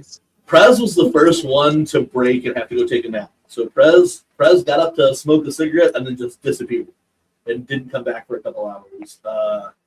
Then I took a little nap around like 5, 6 o'clock in the morning or whatever, and then Jiggy took a little nap. We all only took about an hour nap or something around that time. You know what I'm saying? Then just kind of went back at it. You know what I'm saying? I pulled a hoodie out of Jiggy's closet that was half my size and put that shit on. At one point, I was playing Saturday morning cartoons and like old gathering clips or whatever. Because at one point, it was me by myself sitting there. You know what I'm saying? Jiggy went to go take his nap. Ruby and Billy were upstairs or whatever, and I was kind of just downstairs talking. Hey, shout out EC Juggalo though. EC Juggalo in the chat right now. EC Juggalo stayed on the stream for the entire 24 hours. Shout out. Damn. Yeah. That man said, sheesh. Yeah. So shout out EC, man. That to me was my favorite stream. It was the hardest. Like I felt like we just I don't know. I felt like we just did something. It was like a feat of strength type shit that we were like, all right, we're gonna do 24 hours. And we did it, you know what I'm saying? It was fun as fuck. So I want to do it again. We'll probably do it again in 2 years. Yeah. I don't know if I could do a 20, but I'm just me. I have nobody. I'm like, I appreciate support, but like, I'm just me. I do mine. I did have a Wicked Widget, Donald Brown. Shout out to the homie. He's dealing with some stuff right now, so you might see him hit and miss, but he would kind of help me with like dropping links and help setting up the artist interviews. But yeah. He hasn't been around to do that for a minute now, so it's just me, And I know I couldn't. I don't think I could. All you have to do is like set up, ask a couple people who came through on your stream before, ask a couple other community creators. Because at that point, like our whole big thing is like outreach and uplifting type shit. So we didn't really know Strange Suspicion, we really didn't know Shovel or whatever, but we asked them to be part of our stream, because we knew that they're out there doing streams that people like, you know what I'm saying? And we thought it'd be like a no-brainer to try to bring this, and we needed 3 breaks, so we got 3 people, you know what I'm saying? And Beastmaster, shout out Beastmaster and Carnival Spirits, shout out Don Chaos, shout out Callie Green, shout out Scotty, like all those people really looked out for us and kind of like taught us the ways type shit, so that's why it was like a no-brainer to have Beastmaster. All right, I'm gonna ask you the basic question of what's your favorite ICP album?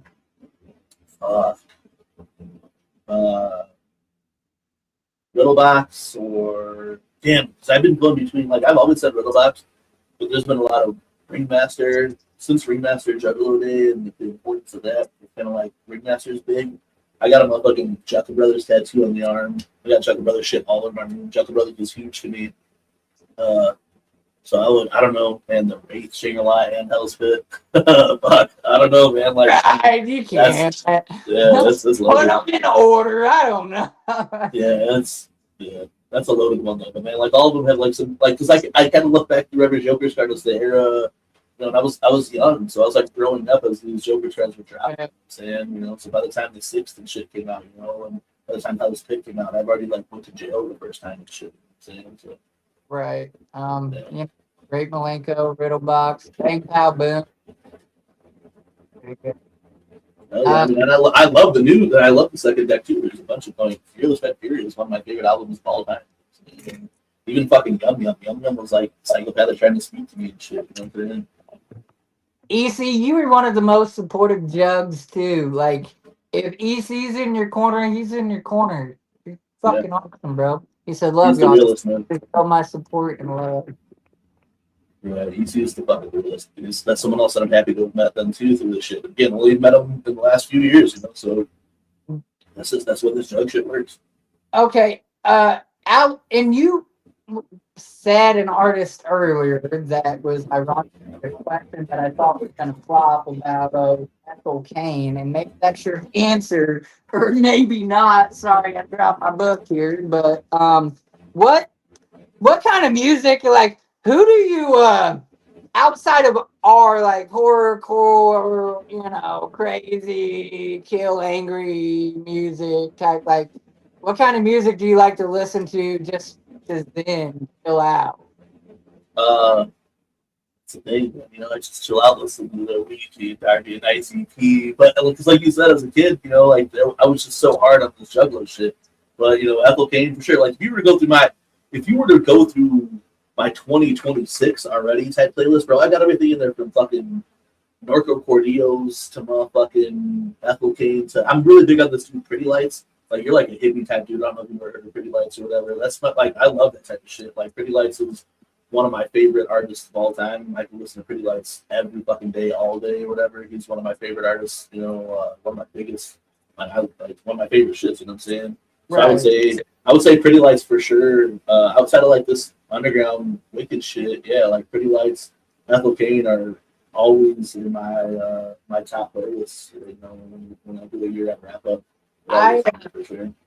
I like a lot of reggae and like Viking Norse and like different cultural music. Even if I don't understand the words, or like that's my escape. Something that it's more melody and sound versus maybe absolutely nothing every word for word. Or, you know what I'm saying?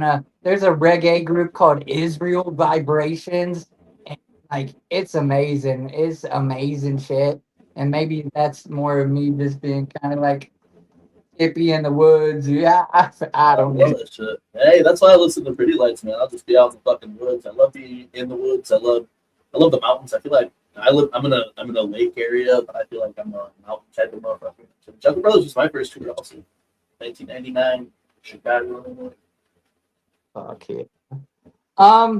Okay. Well, then let me ask you this one. This one can apply to you within being a DJ, I suppose. Realistically, where do you see yourself in 5 years with doing like the DJing? I know you're always going to be a juggalo, especially at this point, 30 years in. And you may or may not always do the podcast, whatever. But like, as far as DJing, like, what's the goal for it in 5 years? Is it really just what you enjoy doing for fun on the side, or do you want to make it a little more serious and be booking gigs more often? Or you know what I'm saying? If I reach out in 5 years, like, homie, let's run it back. What's happening? Or, you know what I'm saying? Hey, 100% dog. If you would have asked me this question 2 weeks ago, it would have been play the main stage of the Gathering of the Juggalos would have been one of my goals. You know what I'm saying?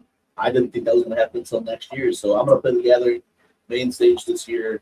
So this year at Juggalo Ohio 4, me and Jiggy Fresh got to be the shovel-nose for Darby O'Trill. We came on stage, got the masks on, the masks so we're here tonight right now, spin some shovels, look dope as fuck, you know what I'm saying? And when I was up on that stage, I was like, damn, dog, like, I know Chapter 17 is a good Rolodex of DJs that could perform every fucking night or whatever, but like that one of my main goals right now is to DJ at least 15 to 20 minutes at my fucking Juggalo Ohio. Yeah, bruh. Yeah, that's like now. I'm gonna do the main stage of the gathering this year. Like, A little bit. I want to do Juggalo Ohio next year. Like, Saying so, that's. I mean, I think that's possible. Like, you're within the circle of people that you need to be, kind of, right? You know, I've maybe never asked or anything. I've never asked anyone to ask, to or put me in. Yeah. Ouija, but you know what I'm Yeah. saying? Like, I think that's possible. I think even if that's what it was, like, I don't know if maybe like Chunk even has that ability or right, by Ouija, respectfully to the Lord, to like, hey, come over here and just scratch a little bit, or you know what I'm saying?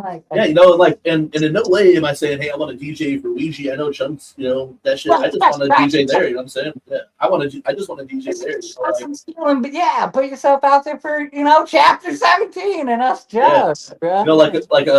they had like Chunk and Dev do the in between like DJ spots last year, basically like sound support a couple of years ago. I don't think it was last year. I mean, that wasn't last year. I think it was before.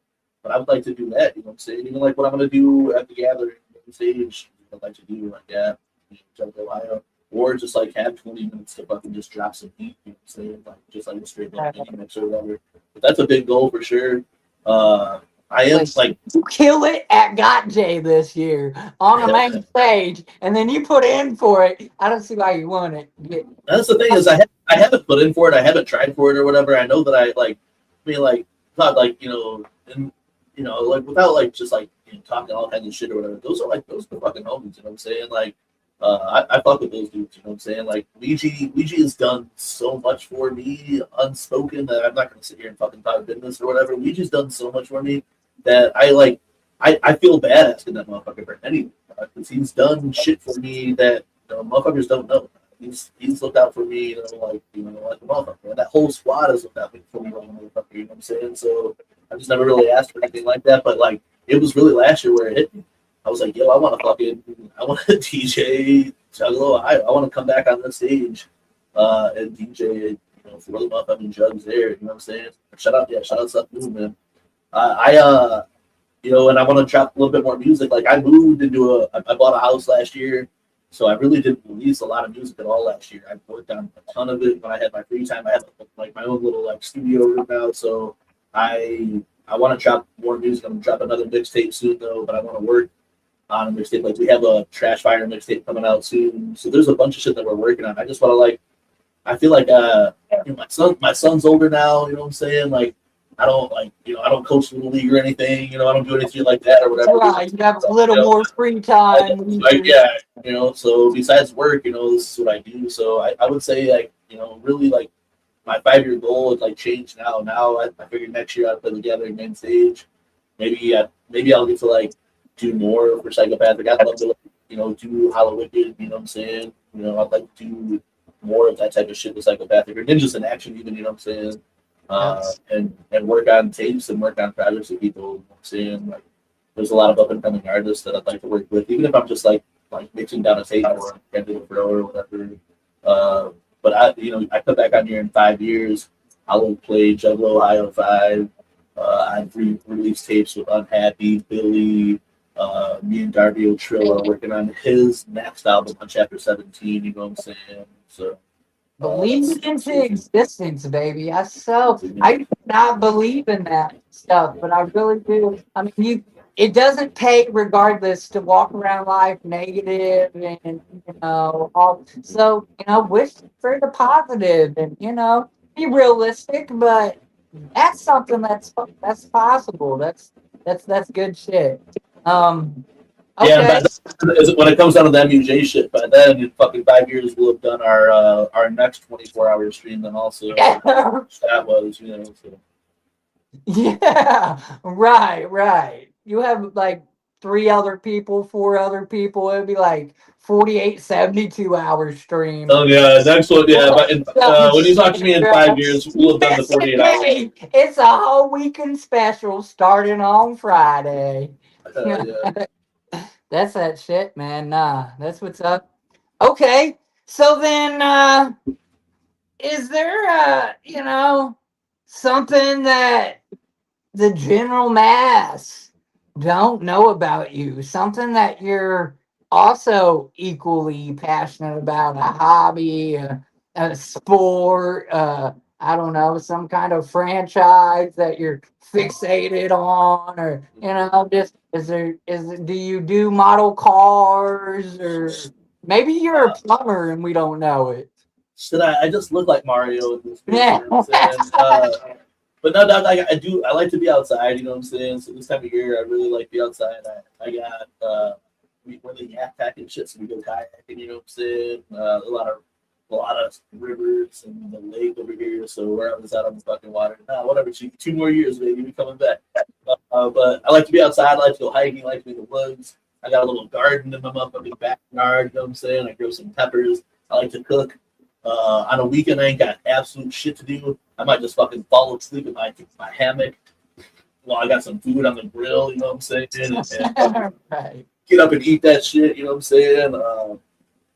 I like to just make crazy shit, you know? So, like, with MUJ, we get to just, like, make skits and shit. So I like to make skits, you know what I'm saying? I like to just, like, shoot weird shit, you know what I'm saying? I'm really big into, like, making videos or whatever, you know what I'm saying? Like, I don't know, like, I don't know, man. Like, at the same time, I want to play some motherfucking video games and I want to watch some motherfucking movies. But really, like at this point, like during the summer and the nice weather, I kind of just stay moving, Yeah. stay doing something, and then in the winter, I kind of lock in on like hibernation, play video games, watch movies, create shit. You know what I'm saying? But, Yeah, because like I have ADHD. I don't think I've ever outgrown it. I just somewhat control it. Maybe not. Hence wiggles and just being all fucking swirl. That might yeah, be yeah. but like, video games are weird for me. I want to play, but like Xbox, that's what I have. But I want to have people that I know on there to play with or kick it. Like I can do some story modes for a little bit, and then I'll get bored. And like mobile games on your phone, forget about it. I'll download a game today and delete it tomorrow. But Yeah, I I have no games on my phone. But that's I have no I just don't like if I play video games I'll play some like video games when I have a PlayStation 5 and shit. I actually prefer playing alone. If I play online I'll play with like JP and shit online, but I prefer to shut off everything and get like locked into a world, you know what I'm saying? Yeah, you know what I'm saying? Like cuz I do so much social shit, you know what I'm saying, that I do like to play a fucking game, you know what I'm saying? No, it's kind of nice to sign off of social life and just and then open the toxicity the next day with how many every notification. Yeah, like that's a good mellow out for me is because I am social all the time. It's either go lock away in the woods for a little bit or go put out a Listen, fucking I just video walked game. down a creek into a river today. I don't know if you're on Yeah. Facebook, but I posted all kinds of pictures. Like, I love nature. I used No, to I'm not a. 8 people. Yeah, no, I feel that, man. I feel that too. So I I mean, love it's nature. I love being just outside. I love being like we're real close to the dunes, national park and shit. So I like to spend as much time as I can up there. Nola Burden. You see that Hey, garden? whoop whoop. I gotta shout this dude out. Nola Burden is from New Orleans, and me and this dude's been following each other for I don't know a handful of years now. Well, since COVID, because I got Yeah. into Burden when COVID happened, like everybody else did. And then I found his channel, ironically, and then he just turned out to be cool people. And he's always going live in New Orleans on Bourbon Street and shit. I get to That's the be a shit. moderator in there and talk shit and, shout out some whoop whoops, put the Hell yeah. culture out there. So shout Hell out. yeah. Yeah, no, my garden ain't like super big. It's just shit that I like to use: tomatoes, peppers, cilantros, some herbs and shit. It's just, I like to cook, fresh salsas with my fucking dinners and shit. You know what I'm saying? So I got a lot of peppers right now. That news, Jiggy. He plans to do more with We're it. doing more 24-hour streams, baby. Yeah, Damn. hey, because obviously we're gonna make it 10 years of doing the weekly web show, and when the 10 years come across. We're gonna do a 24-hour stream for the fucking 10 year for sure. Like my kiss said, did you say earlier you and me, Jiggy, and Prez has fucking like 5 kayaks between us. You know what I'm saying? We used that to is the dopest shit. I only just done it for the first time like 2 or 3 years ago, and it was so much fun. So much. Man. We call ourselves the Yak Pack. We've been all over that motherfucker. I got two working ones in my shed. I have jeans that's kind of broken though right now, but one of them's called. How do you break the kayak? Is it punctured? The bottom of it ended up cracking or whatever, so it takes on all that shit now. But one of them's called the motherfucking gutter water. The other one's called PB, Baby I'm Afloat. And I got this really cool ass fucking hiding in the bushes sticker on it. It's all painted candle and shit. Yeah. We love to just go get lost on the fucking, get out of a creek or a river and shit. Just go out for hours. It's fun stuff. All right. What's your favorite color? Now red. It's probably green for a long time, but I think red though now for sure. Yeah, red, black, purple. Yeah, hell yeah. What's your favorite wild type and domesticated animal? Damn. So, wild type. I would, and this is gonna this goes strays. So like I've always loved like big cats in the wild, but I think wolves though now a big like wolf fucking pack. But I love dogs though too. So I only have a little dog now. I have a little Chihuahua. That's my motherfucking baby. Rescued that little motherfucker. You know what I'm saying? He's a street dog and shit. But I'd have to say wolves then though too, man. I just love the pack mentality. I love fucking. You ever see the movie The Prey with Liam Neeson? I feel like I've seen the movie cover. It's like flashing in my head. Did I watch it? I don't know. Yeah, so that one's just crazy as fuck, you know what I'm saying? So shout out wolves, you know what I'm saying? Wolves are crazy. But I also love I love a fucking tiger, you know what I'm saying? Like the motherfucking Chinese zodiac. I'm a tiger and shit in the Chinese zodiac. So shout out tiger, tiger for sure. Domesticated, you said was what's in? Your dog? His dog though, for sure, yeah. Yeah, I like dogs. I got 2 cats that are tailless. Otherwise, I don't like your basic cat. It's got to be the Meeks or the Siamese or the weird, different cat. I have a tendency of picking the weird, the oddball, or with my fish even, I'll pick the bully, or maybe the fish getting bullied, depending on if he has potential. So, yeah.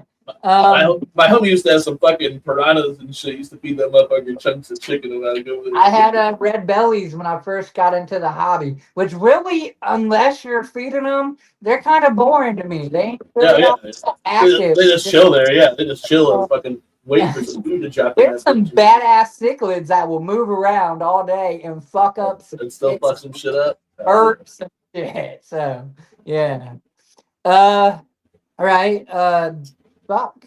What the hell was I going to say there? I had a whole different question, but at any rate, I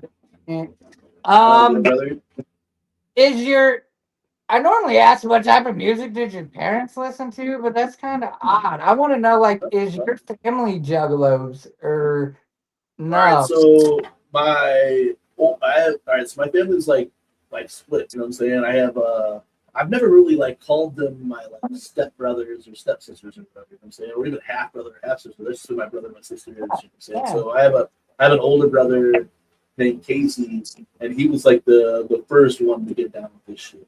And then my brother Tom was super down. I went to my first show in '99 with my brother Tom.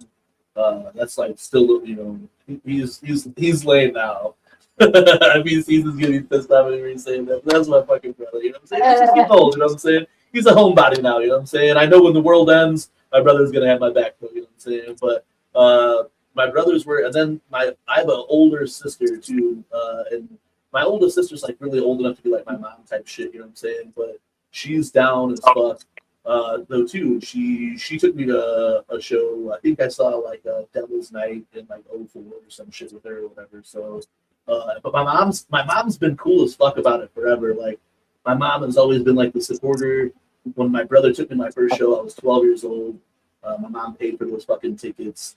My mom helped me go to my first gathering. My mom split hatchet men's on her cars and shit. Even after the gang shit, my mom was hoping that she'd get pulled over, had the hatchet men's on her cars. So she's, that's how it is for sure. My mom's the shit. My family is the shit. And music-wise, though, I'll even answer that shit, you know what I'm saying? My mom was the old school, both my parents were hippies in a way, but my dad was Mexican, grew up in Gary, Indiana. My mom was white, you know what I'm saying? My mom listened to that, 60s, 70s, you know, rock or whatever, you know what I'm saying? She's the one like got me into like, you know, Ozzy and Black Sabbath type shit or whatever. But even listen to like Pink Floyd and like, you know, Led Zeppelin and shit. But then my dad, like, he listened to like, Pusha Man and fucking, fucking Isley Brothers and fucking Earth, Wind and Fire type shit or whatever, you know what I'm saying? So I got to get all that. And then my sister, I have another sister, Norma, probably favorite relative now for sure. I would say my sister Norma, she's always had my back. We're full blood all the way through and through, you know what I'm saying? So there's no turning on each other. It was my brother Tom for a long time, but things have kind of changed in the way that I still love my brother. But but my sister Norma for sure. But she like put me on like rap type shit, Twista and Chicago rap, fucking do or die type shit or whatever.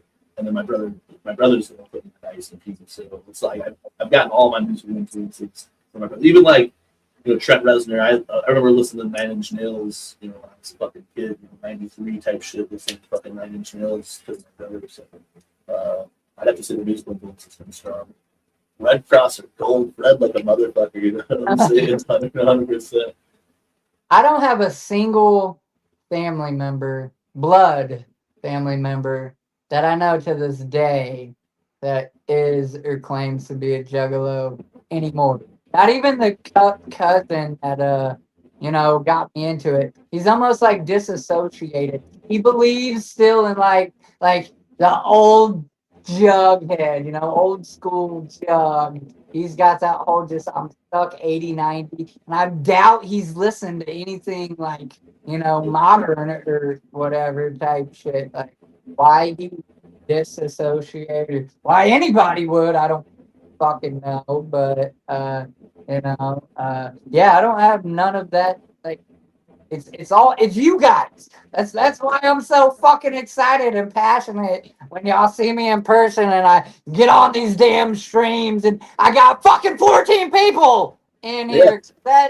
That finally got something to talk with it about. No, I ain't shit in like 14 motherfuckers outside in the real world. I'll tell you that. I got like 2 or 3 good homies in this town, and then I got some acquaintances. People know me for being the Dreadlockjuggalo with the tall ass banana tree in this town. And I speak my mind. So like that's how people know me. It's not the side, I don't know, I'm not the crowd pleaser, everybody, whatever. So like this is my family. And like my mom, I love her, my sister, but whatever. My sister used to fuck with the music, but I think it was just that. Like she used to fuck with the music because it was edgy. It wasn't like her. We lived different kind of lifestyles and whatever. So yeah. No, I get that for sure. Hey, shout out Nick Bazar in the chat. Nick, bro, I miss you, motherfucker. I didn't see you Nick in a hot minute. I miss you. Can't wait to see you soon. Oh yeah, right on. Yeah, I don't mean to miss nobody really. I'm just trying to stay and keep going. No, me either. That's why I said I don't want to cut you off either while you're talking either. Real for real. I'm not used to consistent at somewhere in here, like give or take, but it just depends. You're pretty popular, sir. No, hey man, shout out to everybody who's in here, man, because I fucking love these people. This is what we do this shit for. This is what we spend. We will sit on our stream and talk for fucking 5 fucking hours. We really don't care how many of it doesn't have to be a million fucking people. It's y'all. Like most of these fucking people that are in the chat with us, most of these fucking people in the chat we've met in real life, dog. A lot of them have been to Jiggy's house or have been over here to my house or whatever. Like these are real fucking people. Like this shit goes farther than this YouTube shit. Like something I've been trying to say when we go on this little podcast run that we're on right now is that the juggalos are really for 100% what it is all about. We can sit here and talk all motherfucking night because it's the motherfucking juggalos, you know what I'm saying? So it's just I don't know, man. This shit blows my mind that I know these many people and that I hug these motherfucking people, that I see these fucking people. You know what I'm saying? I don't feel more myself. I don't feel as at ease or happy as I am when I'm around juggalos and everybody in this chat. I mean, some of y'all maybe I don't see as much or hang out with. Come get you a Wiggles hug. Come on with it. Don't be a stranger. But just it doesn't I know that these are my people. So yeah, I could kick it forever, just chat. And then Yeah, it doesn't even have to be this podcast because that's what I mean. It's the same encounter and embracement in person, and yeah, man. it's, Yeah, that's the thing. This fucking they shut down YouTube tomorrow or whatever. I'm still gonna see fucking August and Max Creek wow. surgery. You feel me? You know what I'm saying? So I ain't no doubt about that shit. You know? Okay. Let's see. Here's a random question that I guess could apply to the DJing. Do you think the skill came natural or did you have to learn and practice? And what I mean by that is they say some people are born with a given talent and other people have to go to school, train, whatever, yada yada, and then Yeah. become equally competitive in that, thing. Do you think it's more natural or a learning curve? I'm gonna say, dog, like I don't even think I'm that fucking good. You know what I'm saying? I'm learning every motherfucking day. Every fucking time I step out there, every time I step to my decks, I practice. Every time I'm learning something new. You know what I'm saying? I get inspired by watching other DJs. Like, I'll never stop fucking learning. You know what I'm saying? Like, I take every fucking day as a learning opportunity. I'm just self-taught on every fucking thing that I've done. I picked up shit from people that I know, homies that I've worked with along the way or whatever. But for the most part, everything that I've done has kind of just been like because I wanted to fucking do and learn that type of shit, hands-on practice or whatever. Uh, in my mind, I have like an ear for music.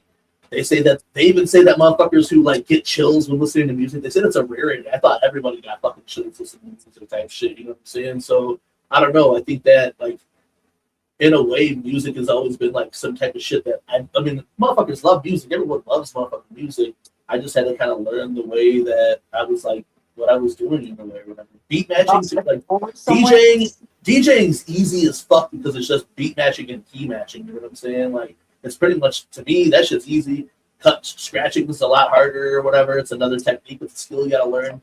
Reading music is crazy. I'd love to learn how to read music. By the time that I was like by the time that I already started, by the time that I already started kicking bitches, is by the time that I finally my family was able to put me into some like music classes, and I just wasn't like, my mom put me into this to learn like guitar, to learn bass guitar. I really wanted to play bass guitar or whatever. But by then, I also just wanted to fuck bitches and smoke weed. You know what I'm saying? So I didn't give a fuck about learning bass guitar. You know what I'm saying? So. But once I was able to afford some equipment, like right when I was first able to afford some equipment, I had some really, really nice equipment. And then I disappeared for a while. I went to jail for a minute and lost everything that I had and came back onto it. You know what I'm saying? So I played the fucking kazoo and fucking, hey, dog, you want to hear some crazy ass shit, right? So this is where the government has been against me. The man has always been trying to shut me down my whole life.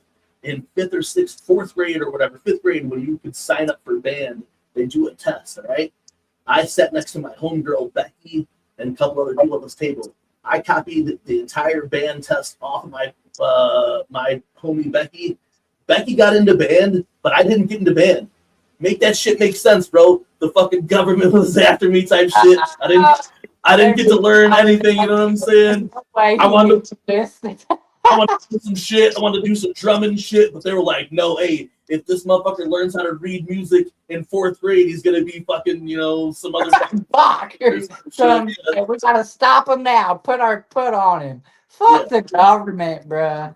Yeah, so they stole that shit from me back in the fucking fifth grade, and I had to fucking learn all the shit, since My fucking band instructor done that to me. I played drums from 6th grade to freshman year, and then I was struggling with the lesson that we were doing that week or whatever, and it was in practice.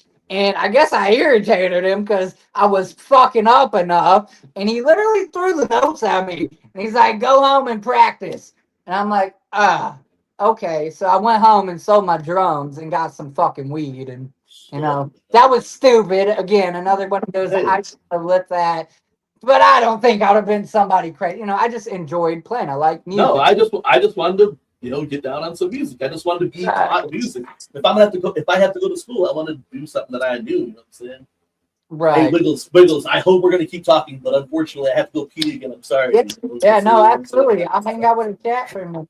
Lydia, is that who I think?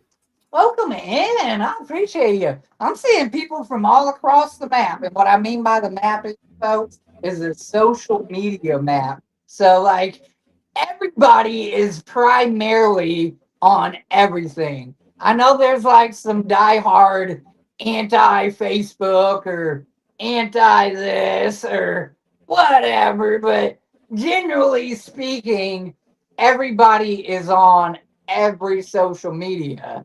The kicker is which one are they on the most? Which one do they give the most of their time? Because again, time is relevant and you can't get your time back. And what works best for you? So I'm seeing people from different social medias that like I literally can distinctively tell this person I see most on Instagram, this person I see most on Facebook. So it's actually kind of funny to see. But no, I appreciate y'all coming in. Uh, y'all got a door Sorry about that that, I Douglas. know about? Yeah, dog. So in the studio, all right. So now we got two studios now. The original Jug studio down in Jiggy's basement. He bought this house specifically for this motherfucking room, basically. You know what I'm saying? Down in this room, the door that the entrance door to it, we had to start. We first signed the back of it, and then now everyone who comes over to the studio, they sign the back of the door. Last year for the gathering, we printed version one stickers of it. So we took a picture of the door of everyone who signed it so far, and we gave them out at the gathering. After the door is full, we'll probably do another version of the sticker. So what Prez is saying right now is that there's times where we have the get-togethers over there, or we invite people for the weekly web show. It would be dope. I know you live in Indiana, still probably a little far from us, but it'd be dope to have you come by sometime, sign the motherfucking door and shit, take it with us. Yeah, that'd be dope. Yeah, I'd be game for it. It would definitely depend. We might be looking at getting a new vehicle here before it's all said and done. She's about got the truck paid off, but we put that thing through some miles, man. Literally, when we got it, it had like 72,000 miles on it. It only had one previous owner. We've almost, and no, in fact, have doubled, almost like tripled on that truck, boy. And now it's and you can tell it's getting there, and it's a 2008. So I feel you, bro. But jugging ain't easy, dog. You know what I'm saying? man, right. Hey, but Columbus from here, and I know it's obviously further for y'all when you make that kind of a trip is like 4 hours or something, man. That's about 5 hours. back and yeah, most definitely. Yeah, 7 hours for the gathering this year. It's not too far, you know what I'm saying? But hey, it's still. It's like 8, I think almost 9 where I'm at, 8.5, like something like that, give or take. I'm ready. I'm so ready. Are like fuck people hating like, and we're ready for all of these motherfucking homies, but like, are you excited about the new location or not? Are you mad about the distance between the stages? Are you guys Starlight or Starfield camping? Are you Bala camping? Are you on the river camping? And everybody in the chat, if you're fucking gathering, let me know too. Like, what are you excited about? Where are you camping, or where are you hoping to camp, or whatever? We're trying to set up a home base somewhere close to main stage. Like, so, all right, so like, Legend Valley had the hilltop right next to main stage, and that's been our spot, for the last however many years. And people would know where to find us. We set up in the same spot every year, right on the side of the main stage, right on that little hill or whatever. And that was the spot, kicking on the hilltop with Team MUG type shit. You know what I'm saying? So now we're gonna try to find another iconic spot at Max Street. Are we gonna stay there? If the place is dope, I don't mind staying there. Let that be the new home. Dog, I love being on the water. I love being in the woods. So we got another spot where we got clean water and we can be in the woods. I'm cool with that type of shit. I don't mind walking either. You know what I'm saying? I walk around all the fucking time and shit. You know what I'm saying? So I really don't mind walking around. There's a bit of a distance though between them. It's gonna be a motherfucker. You know what I'm saying? I'm hoping maybe I'll have a golf cart this year. I don't know if I've made it up to super ninja levels yet. You know what I'm saying? But I know they got the trolleys, but how fast are they gonna go? And ninjas are gonna be crowding the pathway. Like, yeah, but so back in the day at Cave and Rock, Prez was saying that's a spot where It's about the same distance from here to there, or whatever. But Cayman Rock used to have this shit called the Love Bus, and it was just basically like a flatbed trailer being pulled by a tractor or whatever. So bad ninjas can jump on this shit. It actually is quick transportation. You know what I'm saying? So I think if these travelers are in any way like that, these travelers are gonna fucking get you, they're here and there really quick. You know what I'm saying? I actually have big faith in the travel system this year. If you had one of those. At the same time, I mean, I love familiarity. I would have loved it another year back at Legend Valley. I know Legend Valley like I know the back of my hand. I know everywhere to get.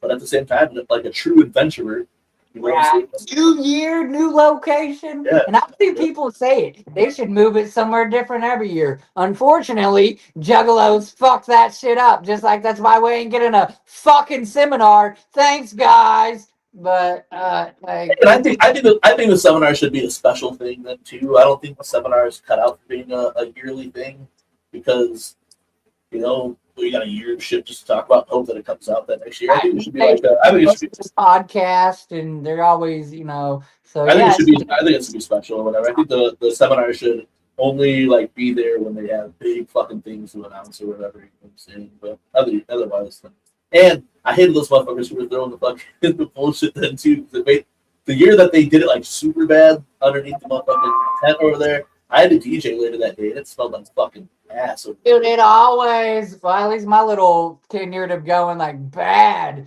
And like, I watch videos before I gathered. Obviously, everybody knows this will be my third year because my life was hell for 15 years. That's a different story. I feel you, bro.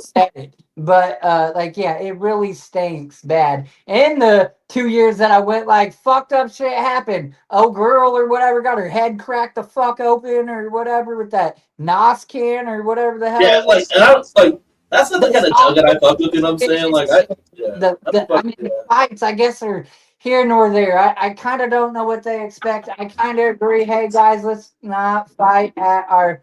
But that's neither here nor there. But the dumb shit, I don't know. I wasn't.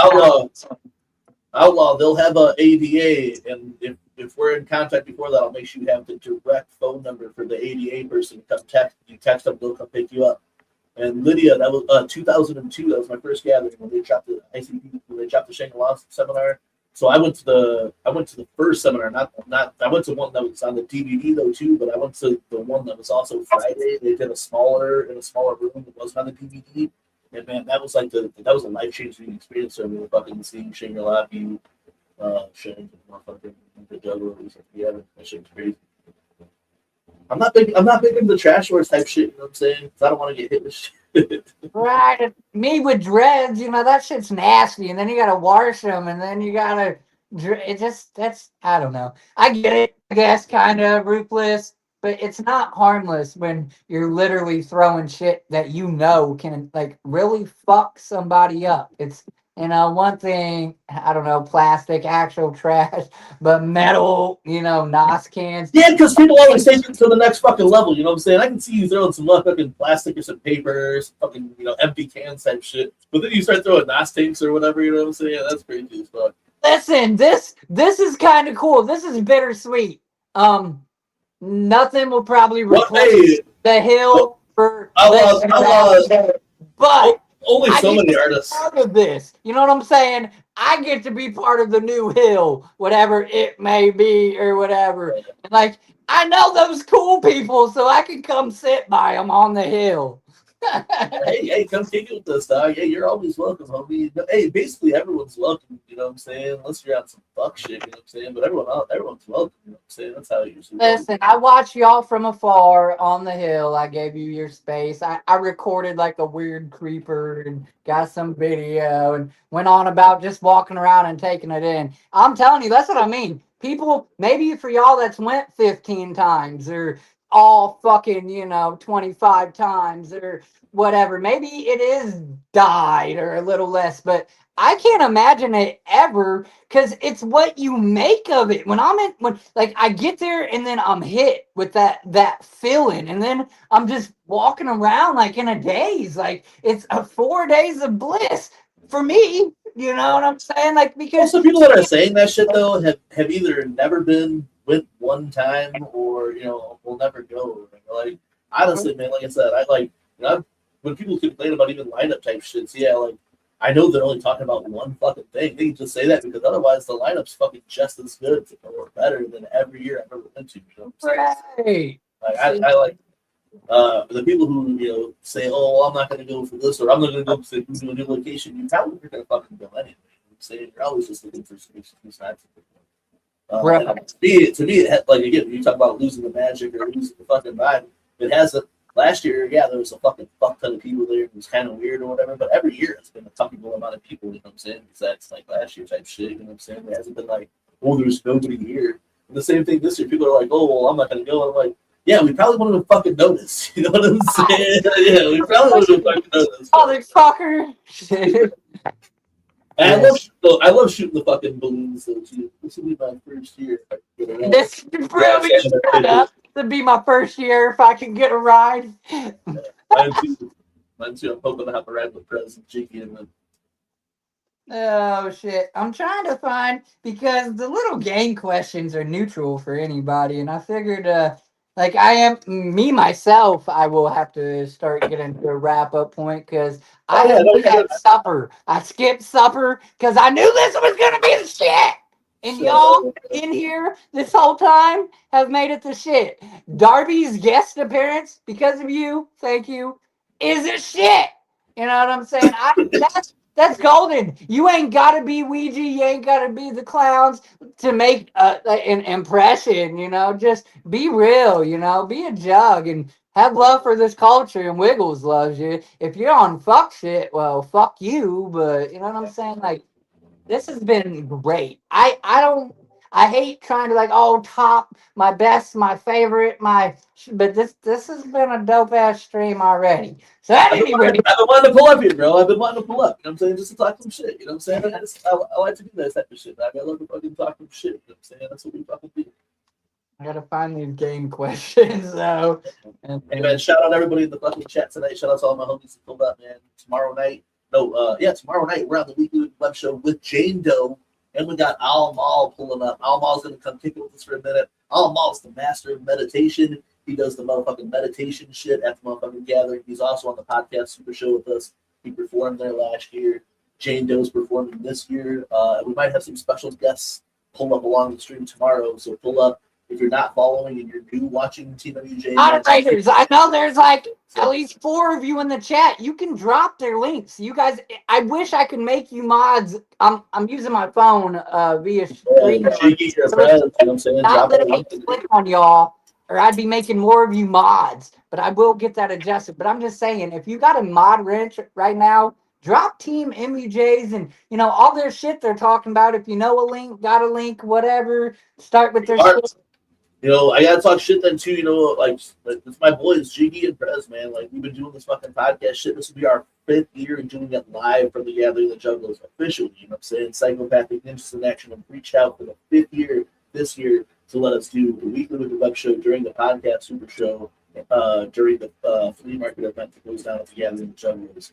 I mean, like to us, that's a fucking huge ass honor. You know what I'm saying? I know people are like, oh, we can just stream anywhere at the fucking gathering, but for Psychopathic to really put us on and let us do our podcast and put it in their motherfucking book, put it on the website and shit that TWJ is doing our weekly web show. That's huge to us. So shout out to anybody, you know what I'm saying? If you guys are new, I know a lot of y'all, I'm preaching the motherfucking choir. You're a motherfucking family, thick and thin, you know what I'm saying? I love all of y'all. Thanks for pulling up, man. I really would love to do the whole run with Jiggy and Prez, you know what I'm saying? But really, like, no matter what, the goal of this is to put everybody else on, you know what I'm saying? Go see all of our own 2 scoops of loot.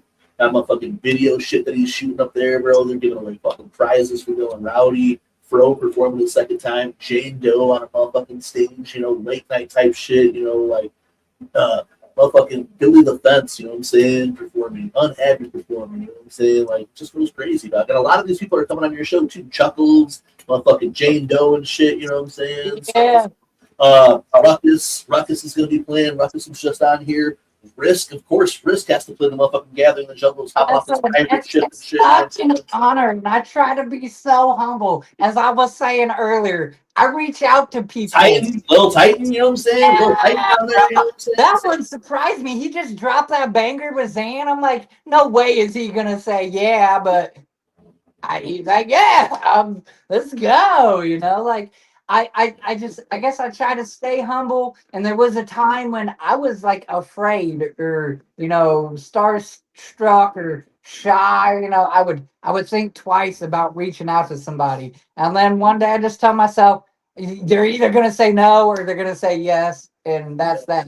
So then I just reach out to people, and I'm honored and I'm humbled. It's a great feeling. That's like, and I've seen it in the last couple years. Like a few of the artists that I've interviewed get put on stages, and I joked once and said, "Oh wow, how ironic!" And people instant, "Oh no, you're ignorant." You know what I'm saying? Like I'm like, Hey, "Oh, brother, hey, I'm fuck never, it. Make I that will fucking never joke because say we make that I joke won't too, say dog. We make shit." that same shit. All like there's like a handful of these people. All the people named that I listed have all participated in our That Shit's Trash, That Shit's Fire tournament. You know what I'm saying?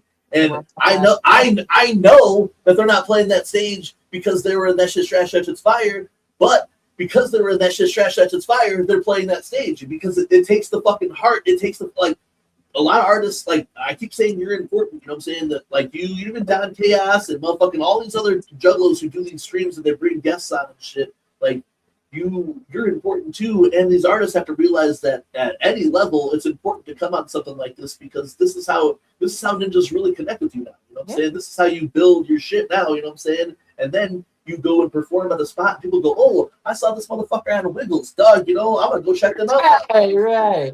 Yeah, It's yeah. it's a beautiful thing, and I'm so honored to be part of this community. I can't say it enough. I wouldn't trade all the pain and misery in my life. You know what I'm saying? Like I wouldn't want a better life, and then knowing that it got rid of like being a no.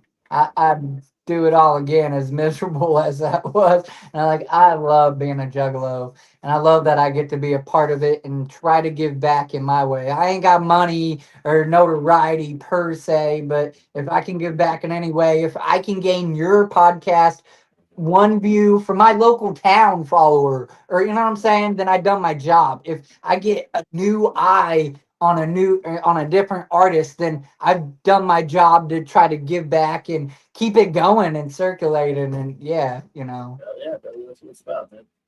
absolutely.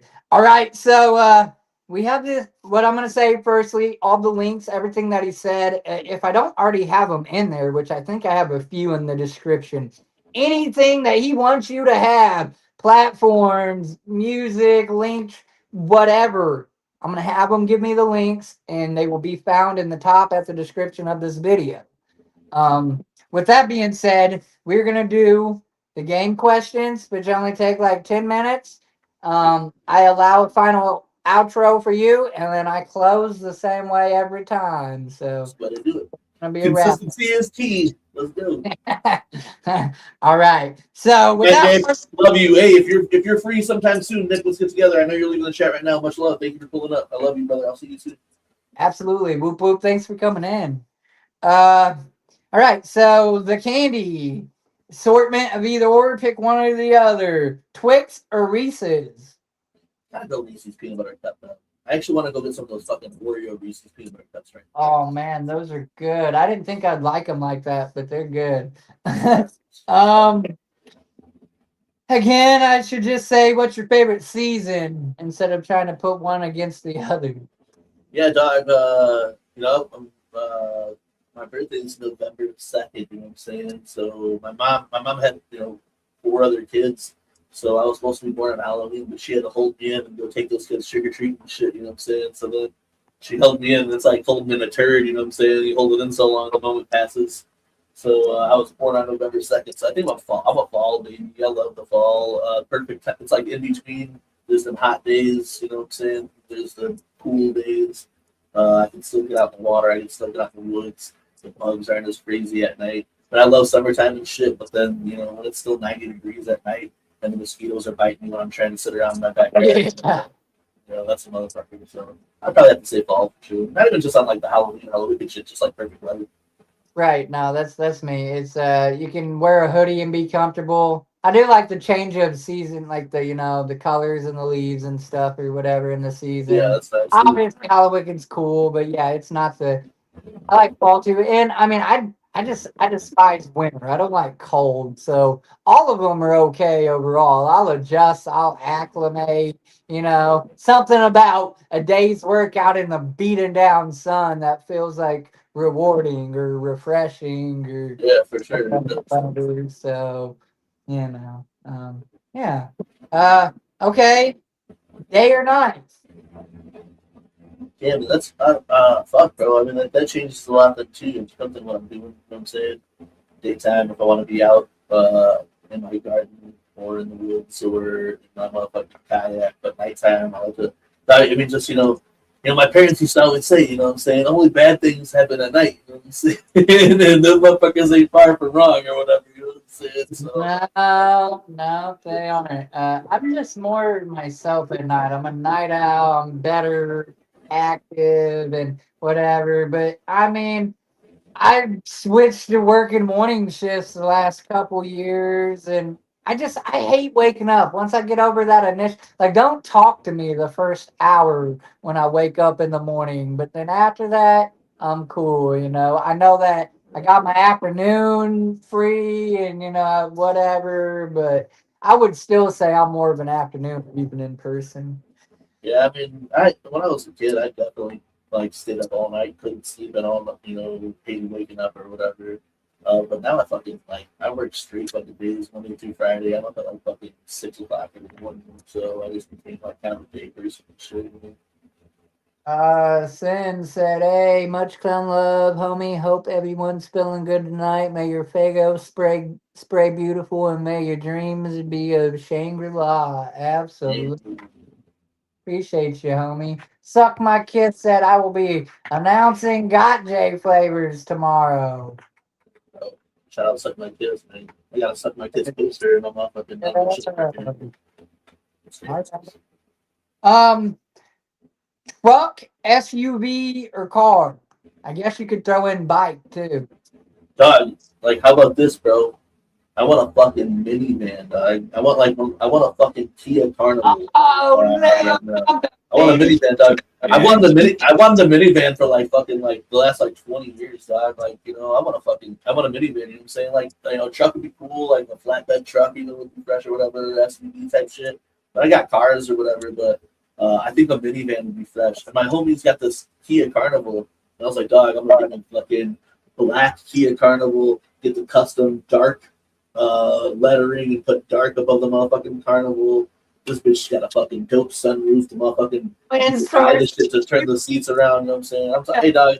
There was a time where my mom used to have a Dodge Caravan back in the day with the hatchet on that bitch, dog. I'm like, yo, I don't like hates minivan drivers. I want me a Datsun or something. My first car was a Datsun wagon, so I fuck with the weird looking little vans. Bring them back. And yeah, especially those old school, fish looking ones, and yeah, man. I obviously would love a Volkswagen, mini, but those bitches. My neighbor, my homie growing up, they had one of those big ass ones that had the seats that lay down in the beds and shit, had the TV inside that motherfucker. I'm like, yo, that's what I want now, bro. Take that shit and fucking sleep everywhere in that bitch, or an old school Astro van or some shit, I lived in a Kia minivan once, not too shabby. I lived. Living in a van down by the river used to be a bad thing, but I'm trying to live in a van down by the river. You know what I'm saying? So. Yeah. Shit. All right. You're taking your sweetheart out on a date, whoever that may be. Are you going for a movie night or roller skating? I gotta go to a fucking movie. My feet be hurting when I get on some fucking ice skates or roller skates. I'm trying to go get me a fucking big old popcorn bucket, and fucking watch some crazy ass movie, and maybe doze off here and there while the movie's on. Falling asleep in the theater. Oh, yeah, I'm watching. Bro, all the theaters got fucking full on reclining, heated or cooled seats. Right, the comfy ones. Yeah, bro, I'd rather just chill in the movie theater and fucking, but hey, I haven't been roller skating in a minute, but ice skating or some shit, that would hurt my feet, bro. My dogs be hurt. Yeah, I say I want to go, but my knees pop when I bend down and stand up. Fuck. I feel uh, like um, pizza or pasta? pizza all day, bro. Right. Without a fucking doubt. They didn't even really thought about like pasta, like pasta's fucking good or whatever, but pasta's filling is fucked up. I just like I could eat pizza every fucking day. You just change the toppings on that bitch, you know what I'm saying? I could eat pizza for breakfast, lunch, and dinner. I could eat a breakfast fucking pizza. You know what I'm saying? I fucking I'm a little burnt out and a little. I don't know. Like pasta has a lot of options too. It can be hot and cold, and but you can eat pizza hot and cold. Yeah, yeah. yeah. It's a hard one to put against each other, but then the favorites. Um, you can answer this next one for yourself directly or like in reference to Team MUJ, but it's directed for like your fans you're following. Which are you most active on, Facebook or Instagram? Instagram 100%. All right, and then I, TikTok. I know, I know, I know. Like Prez does like primarily all the Facebook shit. So I guess we're probably actually more active on Facebook. I've been on Facebook in fucking like forever. But I just feel like I personally, if people DM us or whatever, Facebook or Instagram's the best way to get a hold of us. We post most of the newest shit on Instagram repeatedly. So, yeah, so I think Instagram's the best way to do it. And I only like my only personal page is on Twitter still. So. I was about to say Twitter and TikTok. You guys have a I don't do TikTok. Like I know Prez was cut clips on TikTok for a while, but it just became like the same thing. You know, like once I don't know, there's something changed on there where it's not like like the clips can perform the same ways if you don't like. tagging you guys in all my videos are pointless. And it's point, and it was I don't know, it was just kind of pointless that like I don't know. Even sometimes we post clips just so that like because like people say cool shit or funny shit on the show or whatever, but really like. I don't know, man. If people don't watch it, they're not watching it, so it don't matter anyway. You know what I'm saying? So it's all. Yeah, no, I use it as just like doom scrolling and as like a jump platform. I hope that sometimes, and I've seen it once or twice, like somebody literally come from my TikTok to my YouTube. Like, wow, you actually showed up here. But I'll shorten videos and try to make them teasers over there and like, check me out over here because I'll never probably be monetized on TikTok. I know that. One of No, my that's big another good outlet. videos has like 70,000 views or something. Yeah. Whatever. Um, all right. My page is technically ripped, but thank you for brain memory that I haven't smoked completely away. I am gonna say the next question after that is probably wait, I asked social media and then okay, Coke or Pepsi products. Fuck. I mean, like if I'm gonna drink a fucking pop like that, it's just gonna be some kind of root beer, fucking Dr Pepper. I don't even know who make like Barks. I guess is good. Mug's good. But Dr Pepper. But I don't really drink fucking pop with it. I drink like 100%. I'm not even just saying that as some like weird fucking like purist or whatever. I drink the fuck out like pop or whatever. Like I just like drink water or like tea and the most like I drink Red Bull all the fucking time or Modelo's, dog. I drink fucking Modelo's, but that's probably like my like during Friday through Sunday.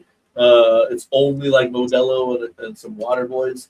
But other than that, it's just really like fucking water or tea or Red Bull. I need to drink more water. That's something I do too is acclimate myself kind of before the gathering. That's like the only time I drink water. I swear to God, I'm gonna have a heart attack from all the monsters I drink in soda. We're hydro heroes over here, bro. We try to stay hydrated. We drink the shit called Water Boy at the gathering. We're not sponsored by it, but we swear by it. You know what I'm saying?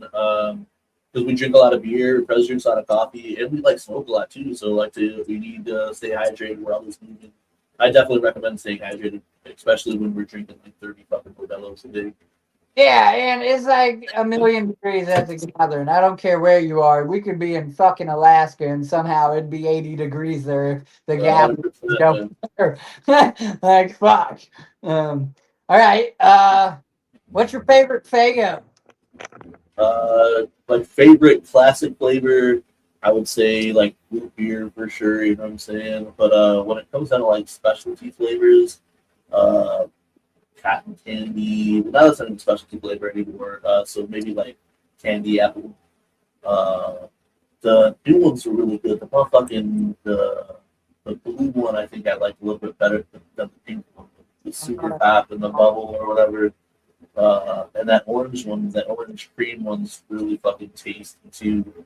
I didn't really like firework too much. I'm in the fucking stream. Yeah. No, I knew as soon as I said that was gonna be controversial.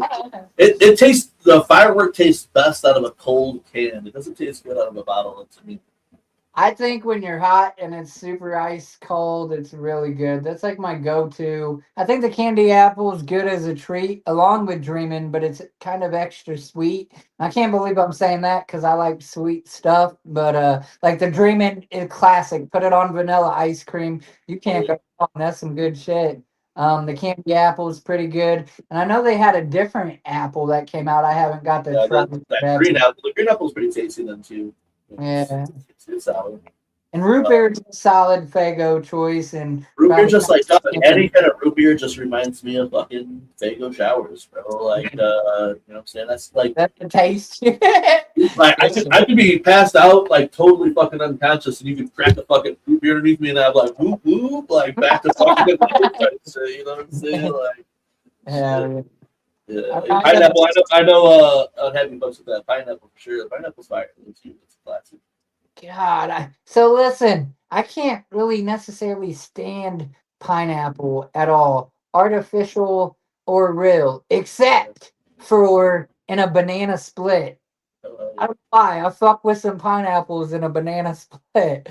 Maybe it's just the mix of fruits and chocolate and such or whatever, but I don't know. I just never really liked pineapple. Chaffee said 60-40. I fuck with 60-40. I fuck with 60-40 as like now it's a good drinker. I fuck with it as like to like such a fucking tequila or something. Yeah. There you go. All right. Pie or cake? Pie. Pie guy, you know what I'm saying? Like pumpkin pie, apple pie, banana cream pie, pudding pie, you know what I'm saying? Silk pie, you know. I'm a fuck man. Like my homegirl Rachel Rave, she makes like this good ass fucking rainbow cake. And that's probably my favorite cake. But other than that, dog, I'm like I just always hit harder, you know what I'm saying? Foodie tang pie, you know what I'm saying? Pie. Moon pies, you know what I'm saying? Oatmeal cream pies, regular just given cream pies. I got some of them downstairs. I'm sorry to make you hungry. I know you put up Pete in this chat with me, you know what I'm saying? So damn it, I settle for 17 glizzies right now. Hey, hell yeah. Straight up, man. Shout out those great Fago dogs. Hey, great Fago dogs and those Team MUJ spicy boys from Uncle Pound Cream, Juggalo Bobe, sweet those up. Absolutely. All right, you're forced. You ain't got a choice. You either got to make a 3-mile walk in the rain or 5-mile walk in the desert, provided a couple of shade spots and water so you don't dehydrate. Okay. Like, dog, look, you know, there's some days where I'd be feeling mad fucking grim, right? And a fucking walk in the rain would be just like perfect for the fucking music I'd be playing in my head or whatever. But on some real shit, just like I feel like every year when I go to the gathering, when I gotta walk like a fucking long ass distance in the hot ass summer sun from point A to point B, I just feel like cool as fuck. You know what I'm saying? Like, dog, yes. I'll be dying out there, sweating like a motherfucker. You know what I'm saying? Fucking sun glistening off of my fucking, you know, yeah, legs flexing, like, you know. Might hit you. Yeah, and if I get to kick it underneath a tree for a minute, catch my breath, maybe drink a Modelo that's been, you know, set a stash spot there. And keep walking. That's living it. That's not being safe. That's not bitching about the lineup. That's fucking jugging. Damn it. That's like, I don't know, like, yo, hey, Jay and Rob used to always talk about those like these feats of strength. You know what I'm saying? Like, you know, like running through the woods at night. You know what I'm saying? Going to Picker Forest and shit like that. Like everything that I do, like I like look at it as like a feat of strength type shit like that. You know what I'm saying? Like, you know, like so if I was walking through the fucking 3 miles in the hot ass desert every fucking mile would feel more fucking badass than the fucking mile before that. Like, God, I just did 1 motherfucking mile. Yeah. That's 2 more rides in the desert, bitch. You know what I'm saying? The motherfuckers are flying over my head. The vultures are flying over my head. The bitches ain't gonna get me. You know what I'm saying? Yeah. Telling you that. Hell yeah. All right. Mexican food or Chinese? Dog, like, be real, Mexican. I eat Mexican food every motherfucking night. You know what I'm saying? Basically, I just before this, I ate before. You know what I'm saying? I thought I was gonna eat after. I eat Mexican food all the time. Hey, but I'm a fucking Chinese food hitter. Like, so Jiggy just put me onto this fucking Chinese buffet. You know what I'm saying? This new Chinese buffet that's just opened up. It's the fucking dopest Chinese buffet I went to, dog. It's got everything. Feel me? Like every fucking thing, right?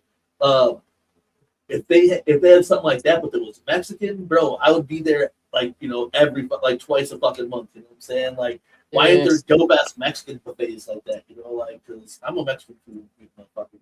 Like, I can eat some good ass tacos, basically like pizza every fucking night. You know what I'm saying? I'd be fat as fuck, bro. I just ate some of the best. I made fucking steak tacos tonight, homemade chile to put over a motherfucking fucking tortillas with the motherfucking cheese crisp on that bitch. You know what I'm saying? Sorry. I know you're hungry, dog. I know you're hungry, so I'm sorry. Yeah, bro. Oh my god. Yeah. Mouth water and shit. I can't even. 3 questions to get the fuck out of here. I can't even. Sorry you had to struggle through this, Wiggles. Didn't want to make you have to do some shit you didn't want to do tonight, brother. Yeah, son of a bitch. Look, Chinese is when we pour, or I don't need to be drinking. That's how I determine that. Like, have you drunk twice this week? You probably don't need a drink again. There's not alcohol at Chinese. And you got the buffet, so but I'm ready for that margarita, baby, and some good food. Yeah, let's go Mexican, That's the way. Absolutely. All right, so I think I'm gonna skip the fill in the blanks. What I'm gonna do is I'm gonna ask you this one just random question. You answer it however you want. And being that you're a DJ, I mean, I guess you're an artist too. And you're just human. So just however you want to answer it, answer it. But then if you want to give a last minute shout outs or whatever, you can do that after. And then I'm going to do my closing. I'm going to get the fuck out of here because I'm hungry. And we've been live for 2 hours and 20 minutes. And all of y'all been hanging out. I fucking love you, man. Much love to the chat. That is awesome. All right. So the random question is you're given $5,000 cash money, but you have to spend it all at one store or place, and you have to spend it immediately. This can be a local mom and pop shop to you, or a known chain store like Walmart, Target, Kmart, something like that, or even a known online store. But you got to tell us where you're going and what you're getting. Hell yeah. Responsible me would say pay off like fucking 3 months mortgage. That I can pay that online, or hit up Carvana, buy a cheap meter. But the other me says, there's a bunch of shit on chapter 17 that I can't afford, and I'm getting it all right now. And then even if it ain't my size, I'm giving it away. I just bought those all-over print shirts. Now I need all them all-over print shirts. I need all them jerseys type shit. He's so fucking fresh with his merch, bro. He be coming up with so much of it, too. Like, it's like, Ouija, I have bills, bro. Yeah. And that's the thing is, I would really probably do it more so on Lazy and Crazy, only because I have so much chapter 17. Listen, did you find this shit? You know what I'm saying? No, I actually didn't cop the viewfinder like a fool. You know what I'm saying? And hey, and some of my kids said it right then too. So that was my first thought was Lazy and Crazy, D-Town, C-17. We're then on some responsible shit, trying to go motherfucker. The mortgage is stacked. Yeah. Pay me up mortgage through Christmas or some shit. But really, Parker had me froze with some bangs, some custom MUJ chains and shit. You know what I'm saying? Like, when D-Town drops that fire, I can't spend $300 on a necklace. I'm really not a jewelry wearer or anything. You know what I'm saying? Like, hey. Our homies, our homie Jackie Gardy, she had these made for us. You know what I'm saying? And, we've known her forever. all the Team MUJ. She made it for us, fur behind it, all beaded up, leather behind it, diamonds on the motherfucking side, all beaded up, man. This was a very important gift to us from our homies, you know what I'm saying? My kid said irresponsible spender. Nah, when things are going good, as long as my bills are paid, I ain't got no problem spending money because I ain't never had it. And I'll look at my lady like, is this, I'll ask her, and you can call me a punk, but sometimes I spend too much. I just lose track that I even click buy, Did I sleep today? Yes, I feel you. I just did that a couple times this week. I'm trying to gear up for the other, you know what I'm saying? So right, I gotta have that swag. yeah.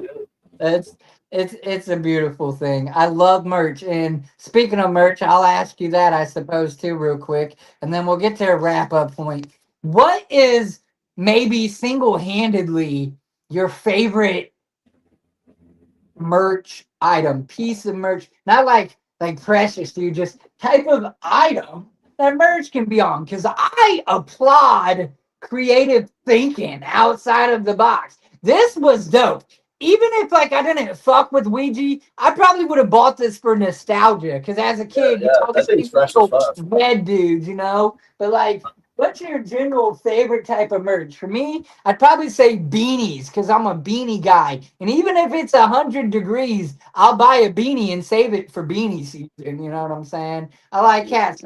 Probably like beanies and shirts. I like how fresh jerseys are, but I don't wear jerseys all the time. Every once in a while, I wear my jersey to an event, or you know what I'm saying. But I don't rock jerseys all the time. The pants that Ouija created, I think are dope. Some people think it's tacky and cheap. I think they're dope as shit. Them denim boys, I gotta pick. That was fresh. It took me back to the Jinko days. 100%, man. I'm big into hats and shorts. I love that. Chapter 17 and Indian Crazy make some dope ass shorts. Usually, if I'm taking it into some shorts, they're either Lazy Crazy, Chapter 17, or even Relish Brand, who is the guy who does the merch for Ouija. He's got his own company called Relish Brand. Makes a lot of Chicago themed stuff since they're out in Chicago. But he's got some dope shorts though too. I used to wear a fanny pack, dog. The company that made it fucking went out of business though. So, but it was my favorite thing, man. I used to wear that fanny pack everywhere. But hats though too. I wear a hat all the time. So if there's new hats, I usually try to cop them. My whole wall over here is full of hats. I got hats all over my shelves. Well, see, and I noticed too, though, with the dreads as they get longer and thicker too, certain hats fit differently now too. So honestly, I mean, I got some, and if it's catching, I'll buy a hat. But I used to only get Flex Fit. Flex Fit start hurting my head. I almost get a fresher headache from them and the dreads pressing in all day long. You got to be the flat bill, which is kind of cool, but then sometimes they don't fit right. But a beanie just always goes over. So I mean, I'm just too hot, dog. I sweat when it's 60 degrees, dog. And in the summer, that's what I was gonna say. I'm just a hot motherfucker. It's hard, much anymore. My blood's thick or some shit, bro. I don't know. Like I said, I gotta sleep with the fucking air on and a fan on me type shit, bro. I'm just I just run hot. So even hoodie or Jiggy's whole closet's full of hoodies. Jiggy's addicted to hoodie type shit. You know what I'm saying? Jiggy has every fucking hoodie there is. That's how winter wear, baby. Fall wear. I love that though too, and I love a hoodie or whatever. But at the same time, bro, I'm just so hot that during the winter, you know what I'm saying? I barely have jackets. I barely have hoodies or whatever because of that shit. You know what I'm saying? And hands down, this is a pro bono. I think the best fucking piece of merch that anybody can have. If you're in the business to be in front of people or seen or known, digital creator, artist, whatever, have fucking stickers. Because they're easy to come by, you hand them to somebody, and I get it. Some people are going to take your sticker, maybe put it in their pocket, forget about it. I don't know. I love stickers. I got my sticker board, and I try to make it seen in my videos. And every now and again, I start an intro with it, let's go over the sticker board. Do you know who this is? Type shit. I think stickers are kind of the dopest, just basic. That's why we try to do them every year, bro. We try to go to the gathering with a variety of years. So this year, we'll have 3 different designs and 4 different varieties. We have 500 slots. So if you see us, we definitely got them for you. We give them out for free. All the money that comes into like our super chats or whatever, we just turn around and put on merch or pay people for designs.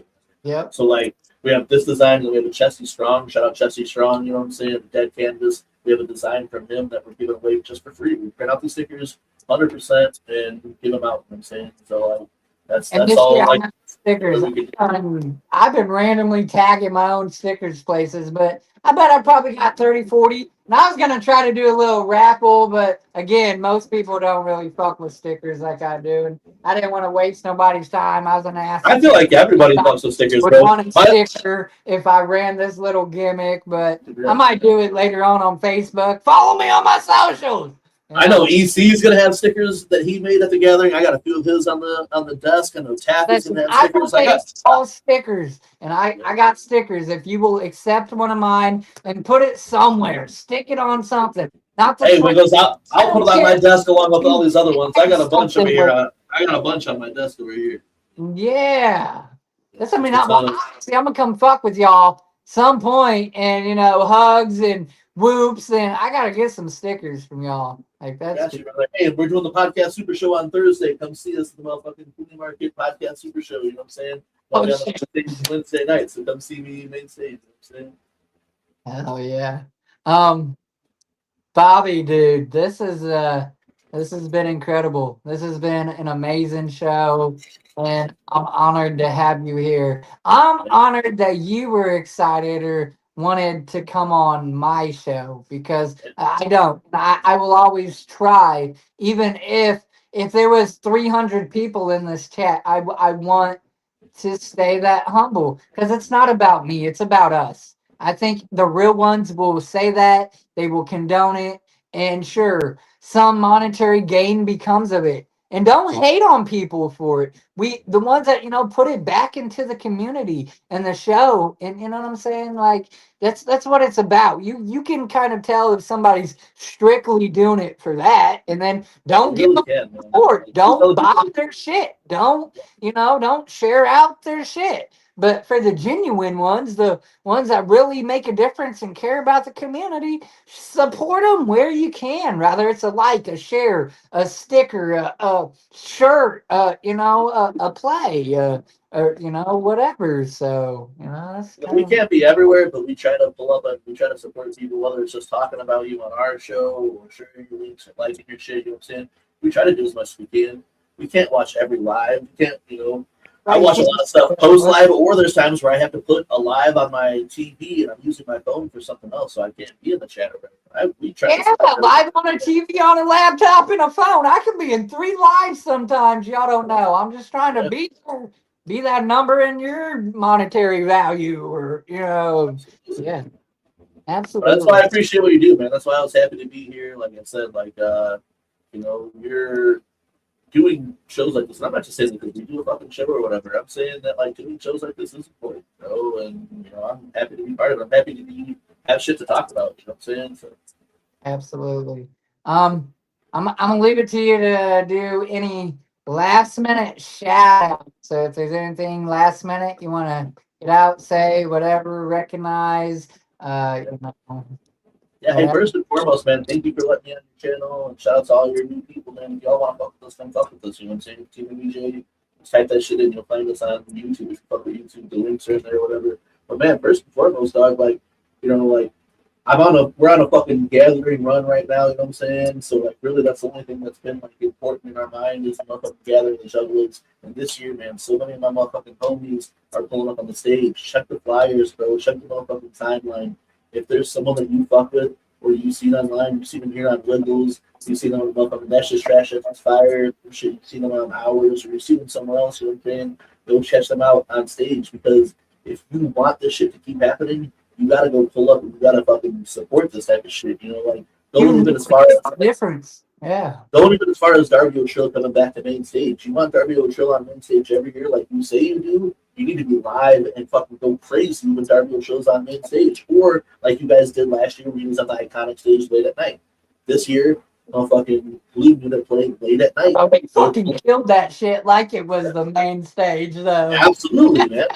Go pull up for Gloom Unit if you want Gloom Unit to play the main. Yeah. If you want Jane Doe to come back, go see Jane Doe. If you want to support Two Scoops, pull up to see Two Scoops. Unhappy and Billy the Fence go back to back on the fucking Detonation stage on Thursday. We're not doing a change to go see them. You know what I'm saying? Like first, like man, like I don't know, man. The carnival is just so fresh, dog. Wednesday night, me and my motherfucking brothers get to be on the main stage, bro. Like how fucking crazy is it right now?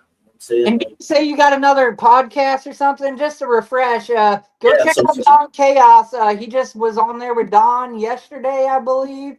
I think Wednesday I we watched just did a little Don bit Chaos. of that. Not all of it. I need to go back and hit a replay. But, just go watch 10, 15, 20 minutes of it or something. Scan around, comment.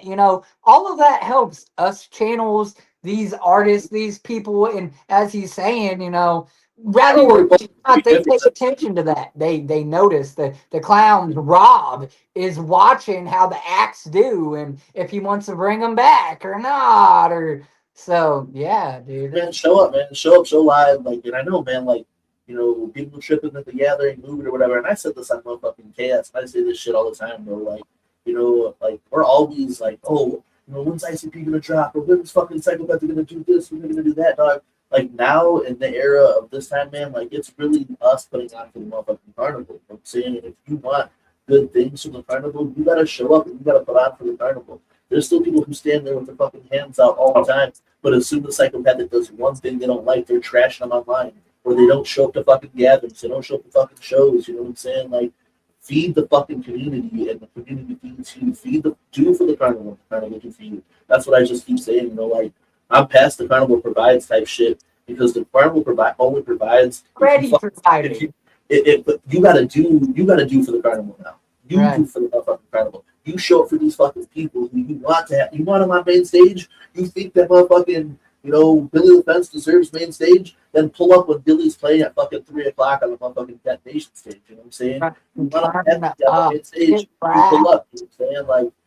Like right now, we all have to come together to push the shit. The gathering is the way that it is this year with all of our fucking homies because we're loud about that shit. Stay loud about what you love. Don't talk about what you fucking hate. In a world of negativity, why add more to it? You know what I'm saying?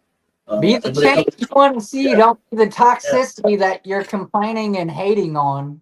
Straight up, man. Like we just try to overlook all the hate. I don't talk about it on the show. UG and Prez, we really don't talk about shit that we don't like, aren't into or anything, or we don't like. We're not gonna sit there and trash a bunch of other shit, really, because there's only enough time to talk about the shit that we like, and there's barely enough time to talk about that. You know what I'm saying? As far as shout outs, I know you're trying to eat Wiggles. Thank you so much for letting me be here, dog. But for real, shout out to my people, man. Shout out Jakey and Prez, you know what I'm saying? Shout out to all my motherfucking homies. This year, we do it for all of y'all, you know what I'm saying? On the motherfucking main stage for motherfucking Beast, motherfucking Kyle, for the ones who ain't here no more, you know what I'm saying?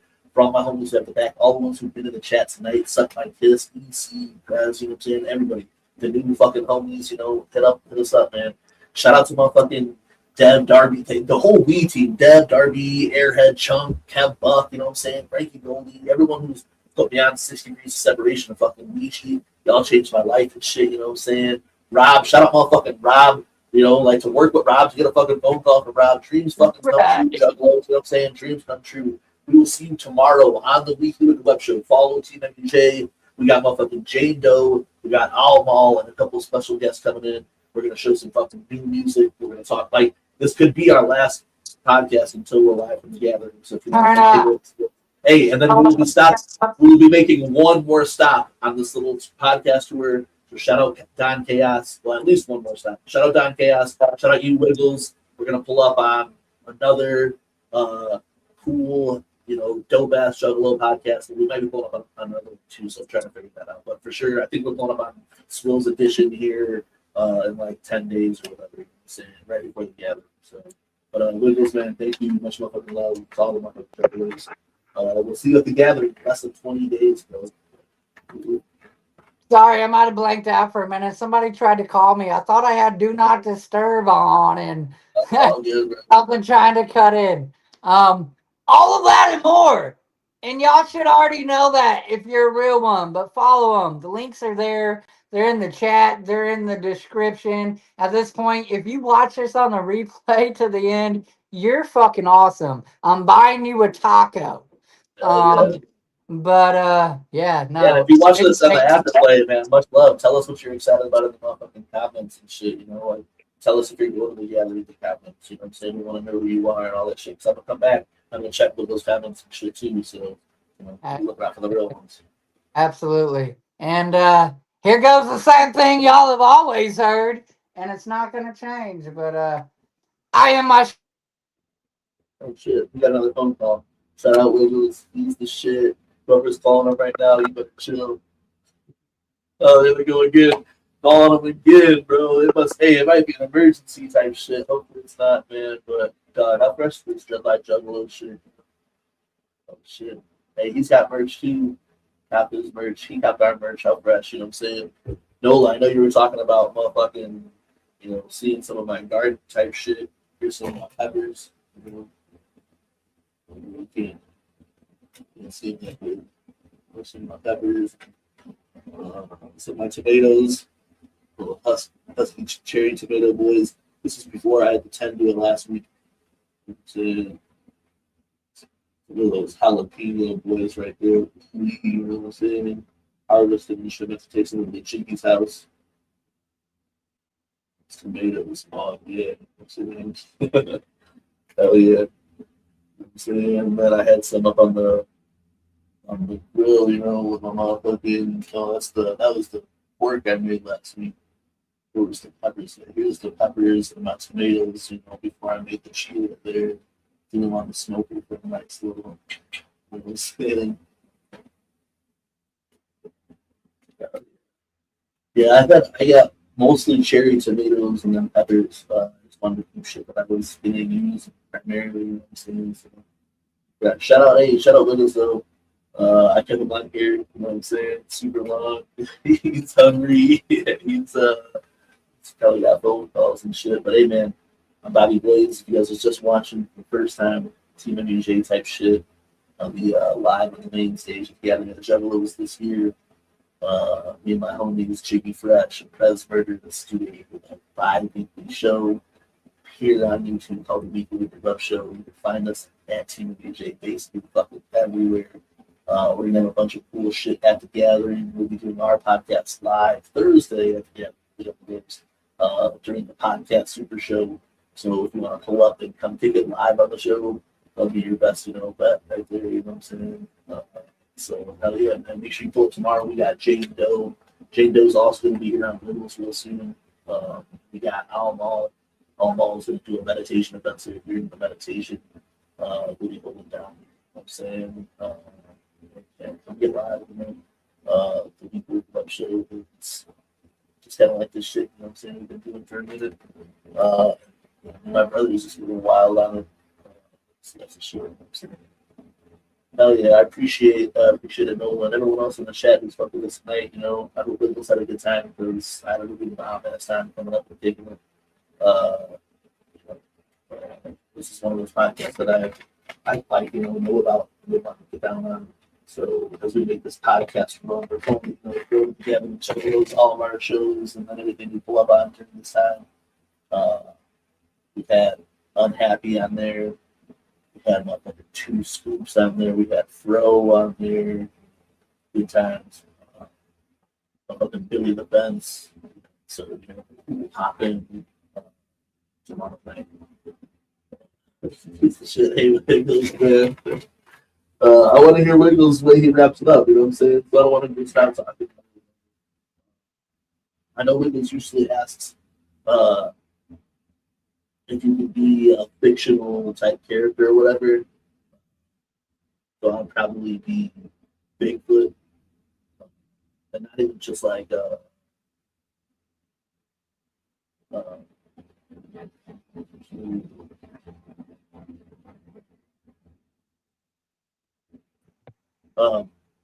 Bigfoot, you know what I'm saying? I like being in the woods, I like being away from people, I like eating mushrooms. I think Bigfoot would be the fictional character that I would probably fuck with.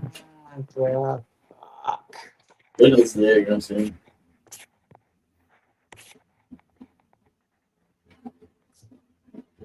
Can you hear me? Yeah, I can hear it. I can't hear you though. I can hear you. I can read your lips. Y'all just been kicking it. Listen, I'm sorry, but this call is messing up the stream, and it's just this old man that I work for. I be doing gardening on the side and shit. Anyway, to make that money, I'm trying to get a little scratch for the gathering. Um, I'm just going to go ahead and wrap it up. I'm going to say my closing how I normally do, and then I'm going to hit this end button. So, firstly, thank you. Secondly, I apologize. I wasn't expecting that to happen. And now he doesn't want to call, but the sound is screwed. So, I really have I don't know. I have no idea. But I'm going to end the stream the same way like I do every time. And that is by saying, tell somebody you love them.